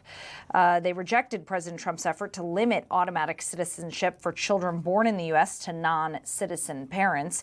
The justices ruled the 14th Amendment guarantees citizenship to nearly everyone born on American soil, keeping a long-standing constitutional protection in act. We are awaiting a press conference right now having to do with this topic. Community leaders and immigrant families and advocates are going to be joining together at Mercado Central in Minneapolis to respond to this. As soon as it gets started here, which we expect will happen momentarily, we will take it to you live. Also today, the court sided with states that restrict transgender athletes from competing on girls' and women's sports teams. The justices upheld laws in both Idaho and West Virginia, ruling the restrictions do not violate federal law. The decision could impact similar laws across the country and is expected to fuel further debate on this topic. As we just discussed with our very own Karen Scullin, who's been covering this story today, federal officials today announced charges tied to two major Minnesota-based drug trafficking organizations. The charges include conspiracy to distribute fentanyl, firearms offenses, and violent crimes, including murder. 25 people were charged, all alleged members of two separate Minneapolis drug gangs who the feds say operated open-air drug markets and distributed hundreds of thousands of potentially lethal doses of fentanyl in the community. And fire crews are investigating what sparked a massive three-alarm fire at Crow River Winery in Hutchinson early this morning. The fire heavily damaged a production building, resulting in the loss of plenty of equipment and storage space. But the winery says its main building was unaffected and remains open for regular business. No injuries were reported, and the cause of the fire remains under investigation. Okay, let's take it out live to Minneapolis because it does look like they are getting ready to start this press conference. Again, this is a press conference being held at Mercado Central with community leaders and immigrant families responding to the Supreme Court's birthright citizenship decision. Take a listen. Director of Unidos, Minnesota. And we have a very special lineup of speakers today. I'd also would like to introduce my colleague in public life and in the struggle. Hello, I'm Chelsea Globitz Gabio, Chelsie, Globitz, Glaubitz, Gabio, Gabiou, and I am the president at the Minneapolis Regional Labor Federation of the AFL-CIO, and we stand here in solidarity with the work happening today. Woo! So Labor and Community United, and we gather today with both relief and resolve. Relief because one of the country's most fundamental promises remains intact. If you are born here, you belong here, right? Birthright citizenship is not a talking point. It's a constitutional guarantee written in the 14th Amendment out of one of the darkest chapters in our history. A declaration that every child born on this soil deserves equal protection under the law. That promise survived today, but it never should have been up for debate. This case was never really about citizenship. It was about whether any president can decide the Constitution means whatever he or she wants it to mean it. Whether our rights depend on who holds power, or whether they belong to us, no matter who does. The court stopped this order, but it took a Supreme Court case to defend something generations have understood as settled. That alone should concern every one of us, because this is about who belongs. It's about whether we remain a country where every child begins life with equal dignity and equal claim to the American dream. Here in Minnesota, we are stronger because immigrants built these communities, started businesses, raised families, strengthened every neighborhood, and their children are Americans, not by permission from a president, but by the Constitution itself. For months, we have watched immigrant families live in fear. We have seen communities targeted, families separated, neighbors turned against neighbors by the lie that some people belong more than others.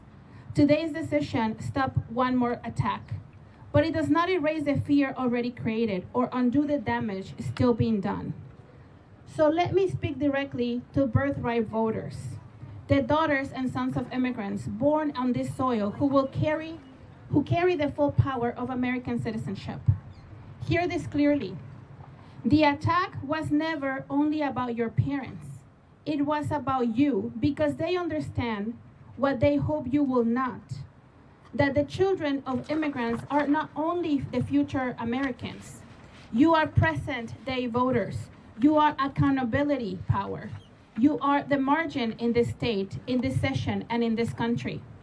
When they move to erase birthright citizenship, they move to erase your vote before you ever cast it. To make sure you could never hold them accountable for a mass deportation agenda tearing families from their homes right now. Make no mistake, this was voter suppression dressed up as immigration policy. But they miscalculated because you are here, you are citizens, and your power is real. So this is our call to action. If you were born here to immigrant parents, you are a birthright voter. And in this session, your vote is the accountability they fear most. So register, vote, bring your family, your neighbors, your whole block. Take the fear they manufactured and turn it into power. They wanted to ask whether our children belong. We will also answer not just at the courts, but at the ballot box. The same Constitution that guarantees your citizenship guarantees your right to vote, and we intend to use both. Today is not the end of this fight. It is a reminder that rights endure only when people defend them. We will keep organizing, we will keep speaking out, and keep standing with our communities until every family can live with dignity, with safety, and with the certainty that they do belong. Thank you so much. And next, I'll have our next speaker, Emily Rodriguez.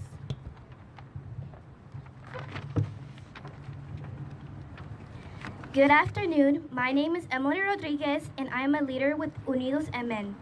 I was born here in the United States, but my parents were not.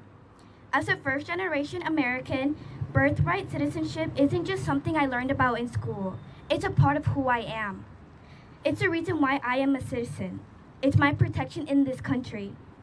My parents came here because they wanted a better life. They left behind poverty and violence so my brother and I could have opportunities that they never had. Growing up, my family struggled financially, but because I was born here, there were many resources that helped us get through those hard times. I was born prematurely, and even today I have a weaker immune system, and my brother has asthma. Having health insurance meant that we could go to the doctor, get medication, and get the care that we needed. Without it, I honestly don't know what our lives would look like today. I've also had opportunities that my parents never had. This year, I graduated from high school, and this fall, I'll continue my education with scholarships that made college possible. My parents dreamed of opportunities like that, but because of their circumstances they faced growing up, they couldn't always pursue them. Today, my mom and I live in a house, and I don't have to wonder where my next meal is coming from. I have people who support me and my dreams, and those things didn't happen by accident. They happened because my parents sacrificed everything to build a better future for our family, and because this country recognized that I belong here from the day I was born. When I heard that birthright citizenship had been challenged, I was devastated. I wasn't only thinking about myself, but I was also thinking about my friends, my family, and so many other first-generation Americans. This is the only home we have ever known. Many of us have never lived in our parents' home countries, and to suddenly question whether we belong here would change everything. This year, I'll vote for the first time. That is something that I don't take for granted. My voice matters because this country recognizes me as an American. Every young person deserves that same certainty about where they belong and what future they can build. It hurts that something so fundamental was ever questioned. America has always been a place where people come to build a better future for their families. That's exactly what my parents did for me. We shouldn't be making it harder for families to achieve those dreams. We should be protecting it. I'm proud to be a first-generation American, and I am proud that my story and the stories of other children born here are a part of that America story. And I'm going to be introducing from SEIU 26 member Hamzat. Thank you. Thank you. Good afternoon. I'm glad to be here today. My name is Hamza Hussein. I'm proud Somali American and rideshare driver and a leader of SEIU Local 26 Drivers Organizing Committee. I'm also a husband and father for 2 children. SEIU Local 26 is a union for migrants, including many Minnesotans who are citizens, because it's a 14th Amendment, and that's what everybody talking about here. SEIU nationally joined the lawsuit to challenge Trump, trying to ignore the law, which has always been clear because of ongoing attack for migrant communities, most recently here in Minnesota, where families and children facing attack from our own government. During the search, we need to have a Supreme Court ruling to tell us what we already know. And I'm glad they reached that point today.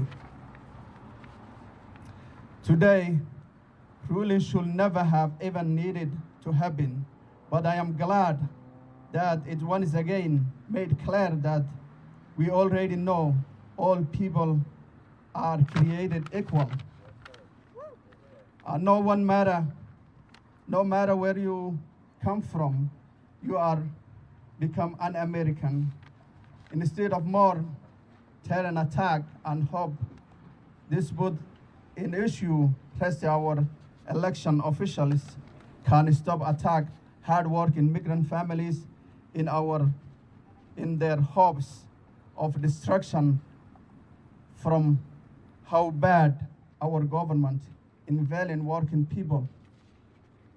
Instead of attacking migrants who are our neighbors, we should be stand up to the billionaires, the big corporations where greed in heart in us. Instead, more attacks. It is time our leaders provide the roadmap here in Minnesota and across the country. Roadmap to citizenship for people who have come Minnesota and our country, seeking safety and American dream. And I'm one of them, those who came here. Thank you very much. And I introduce Alibaya. Welcome.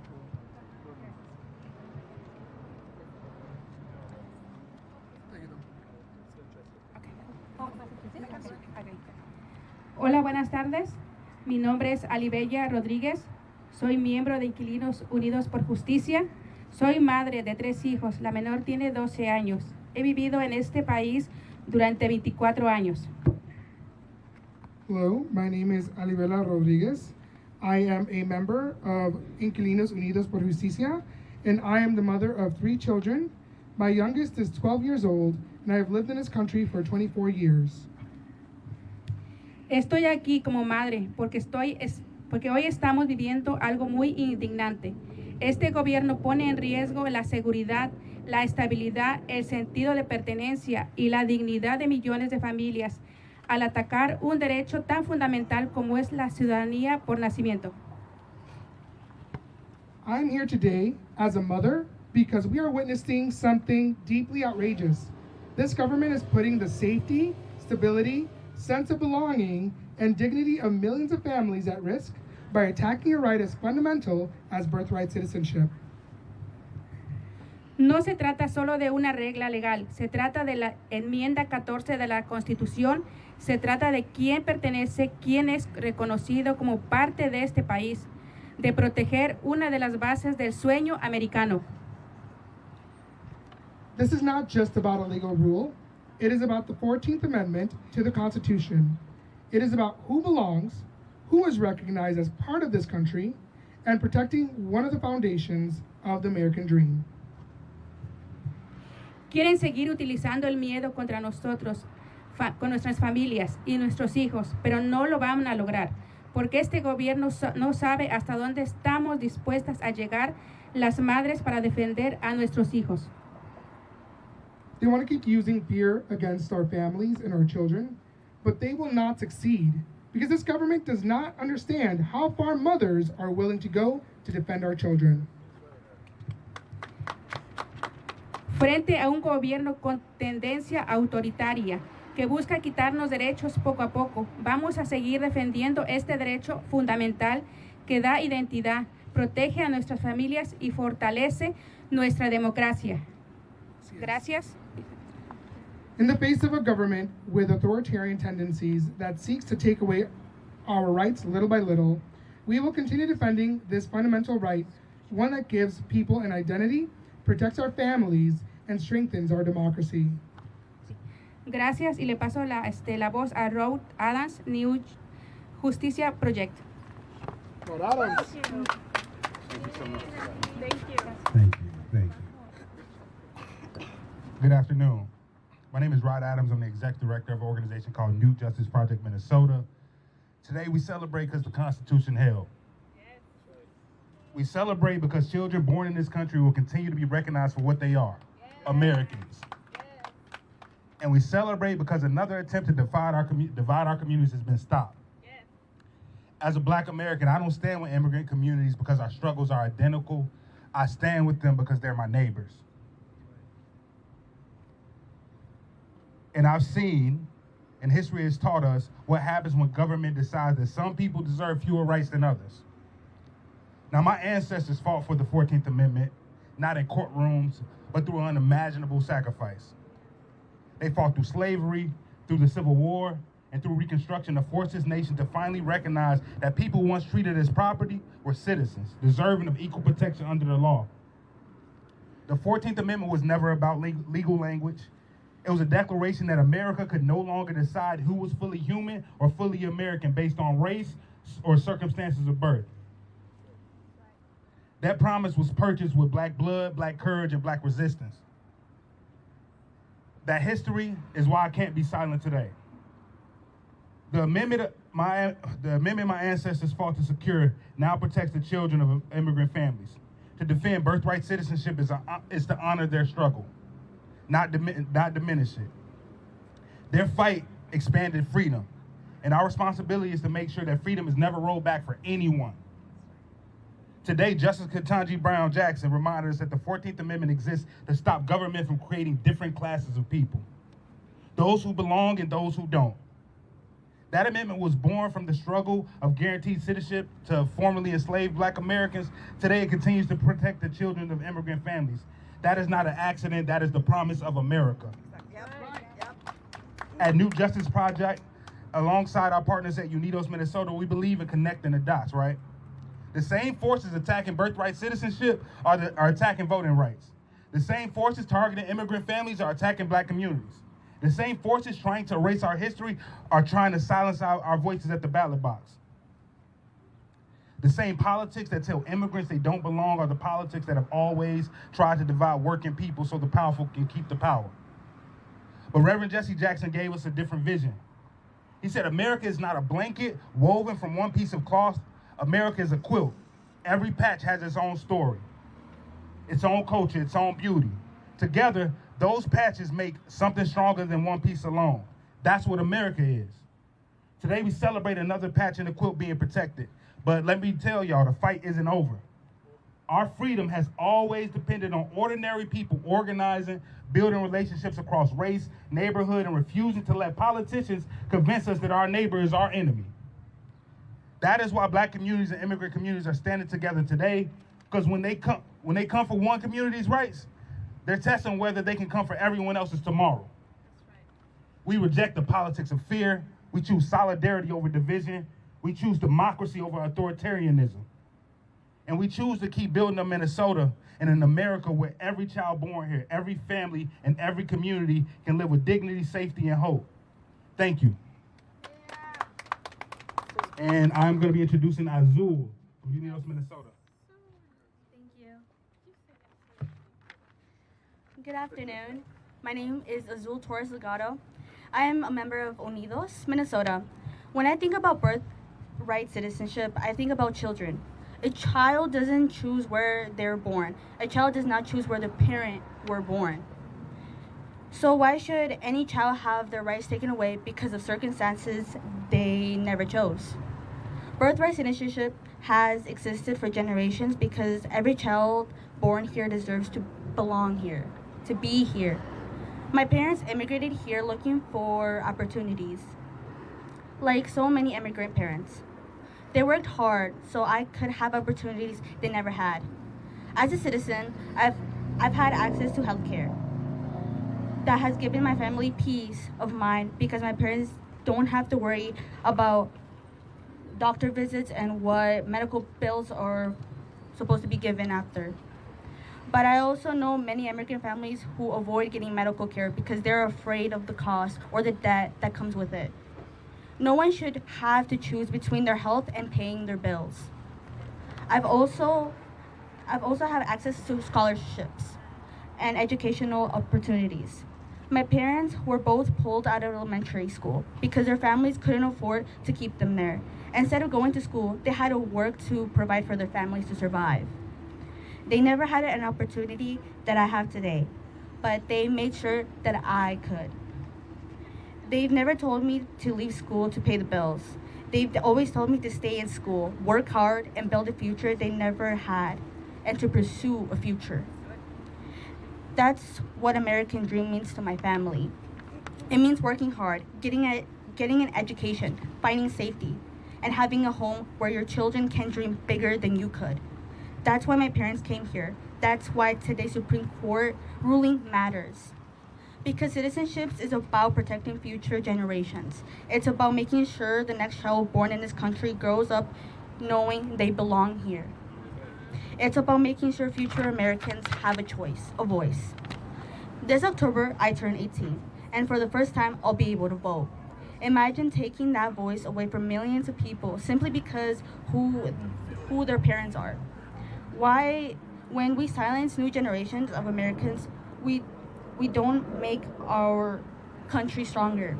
We choose perspectives, ideas, and voices that help our democracy grow. And we also have to change the way we talk about immigrants. Immigrants should never be spoken down to or dehumanized by being called names like aliens or animals, or any assuming that they are criminals. Regardless of somebody's immigration status, they are humans, being who they deserve and dignity and respect. Many come here seeking safety, opportunities, or better futures for themselves and their children. Just like my parents did. Immigrants have helped build this country from the beginning. This is our history, our present, and should be continued in the future as well. So instead of questioning whether children belong here, we should honor the families who came here believing in promise of America and make sure that promise remains true for the next generation. Thank you. And I present you Sarah Lopez from Unidos, Minnesota. Hello. Hello, everybody. My name is Sarah Lopez, and I'm Policy Director here at Unidos, Minnesota. I'm also a naturalized U.S. citizen. I'm the mom of a 1-year-old baby, and I was up at 3 a.m. last night thinking about this ruling. But I know one thing to be very clear, that the only way out of this is through organizing. We're incredibly grateful to our speakers who remind us about how this ruling has impacts on people's lives all day and every day. Today's ruling preserves a constitutional protection, but the broader attacks on our communities continue. Democracy does not defend itself. It depends on us, on organizing, voting early, speaking up, and continuing to hold one another. Mixed status families belong here. They've helped build this country, and we deserve dignity, safety, and opportunity. This is not the end of the fight.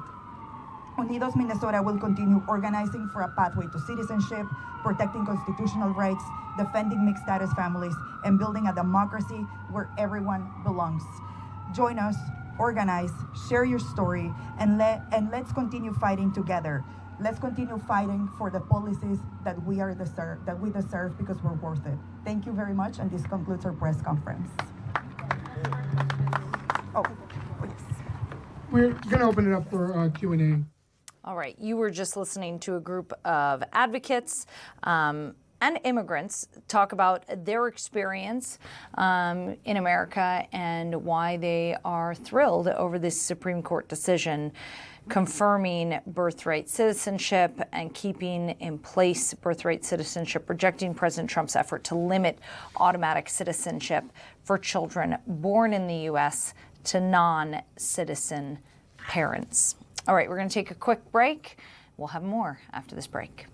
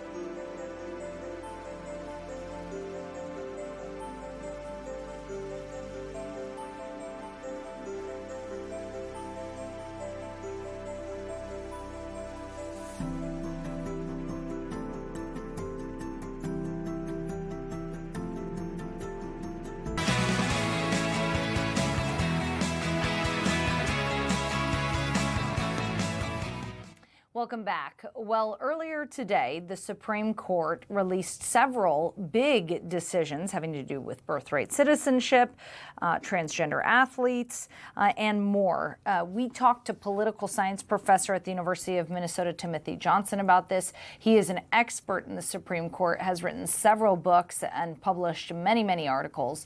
Here's our discussion from earlier today.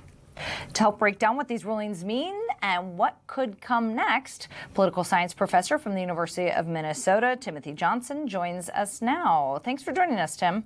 Hey, thanks for having me, Courtney. Now, you've written several books, dozens of articles about the Supreme Court, so you are truly the expert on this topic. What happened today? What are the big takeaways? Sure. So the court certainly made some big splashes, as it does on the last day of almost every single term. It's interesting that the justices make us wait this long, despite the fact that oftentimes they're writing opinions, sometimes down to the last second. They always want to save these blockbusters. So long story short, they struck down President Trump's executive order banning birthright citizenship. And they also made it easier for states that would like to ban transgender athletes from playing in women's or girls' high school sports. They gave the states the ability to do so in a much easier fashion. Okay, break down birthright citizenship for me. What happened there?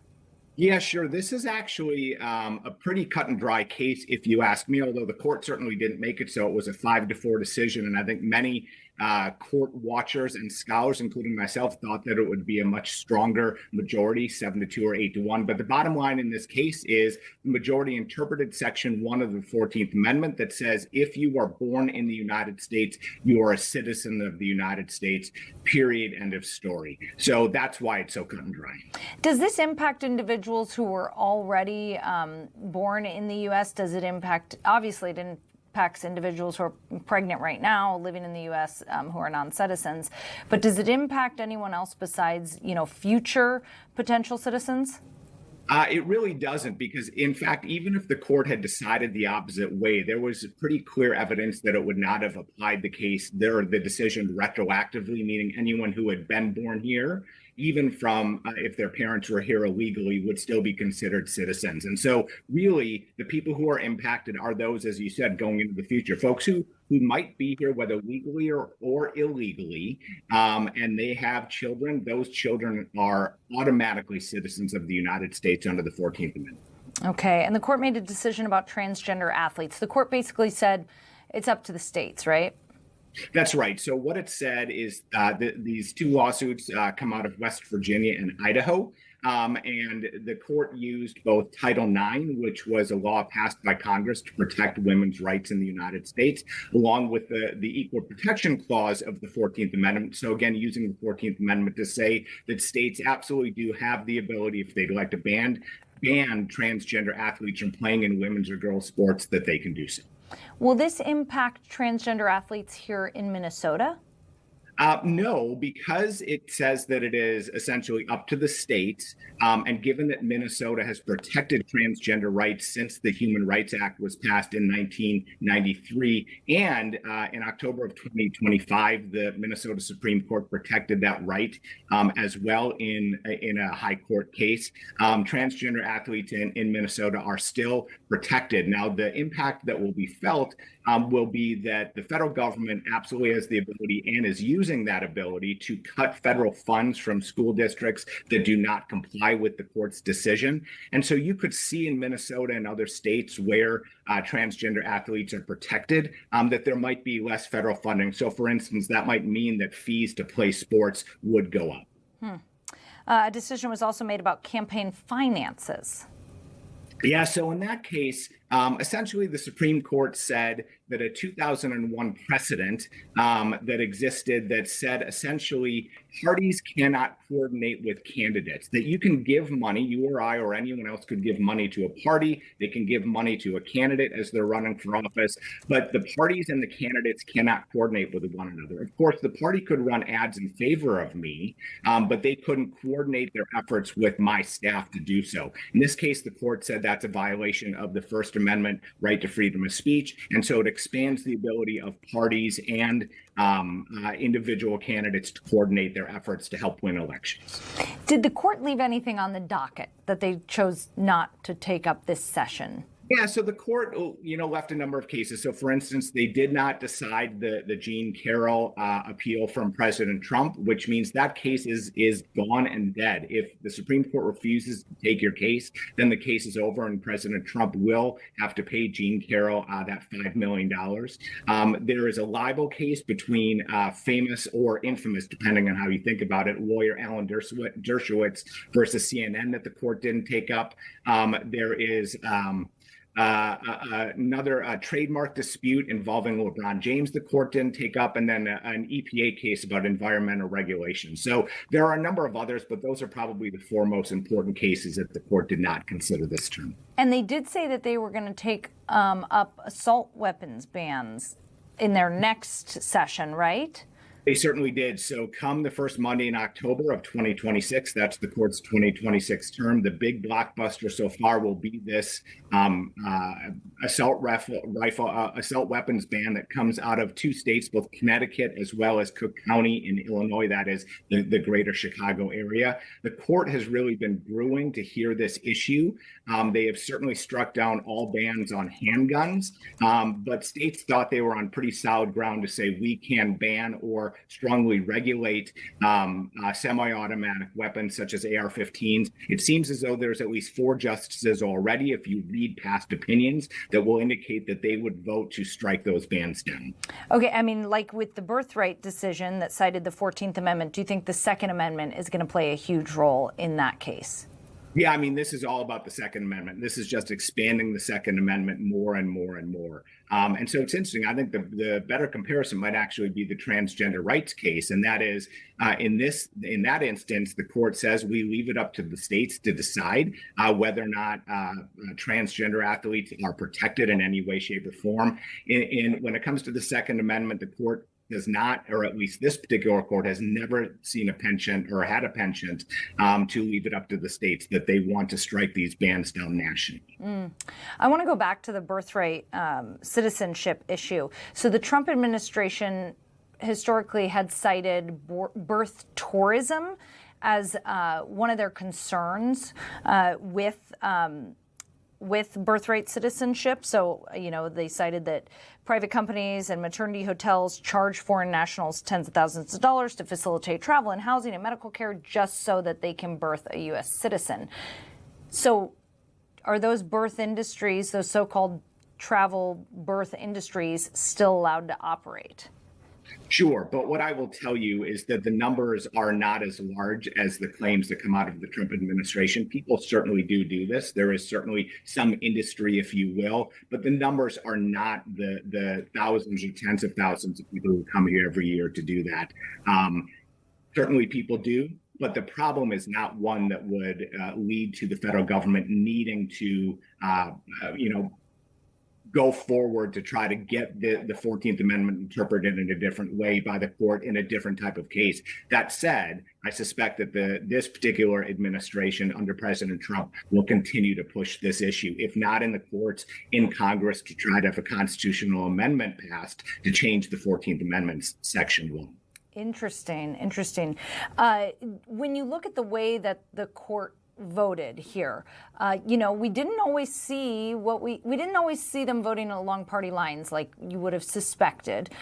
Certainly we saw some of that, but anything stand out to you about the way that these justices voted? Yeah, I mean, really, when it comes down to it, the court still decides close to 50% of its cases unanimously. But when it comes to the really high profile, the most highly salient cases, you're getting this 6-3 split, which is the All right, you were just listening to my interview from earlier today with Timothy Johnson, political science professor at the University of Minnesota, who specializes in the Supreme Court. That's going to do it for our show here today, folks. That's why we had to cut that interview a little bit early. But don't worry, we'll be back again tomorrow. We hope that you will join us then. Have a wonderful Tuesday, everybody.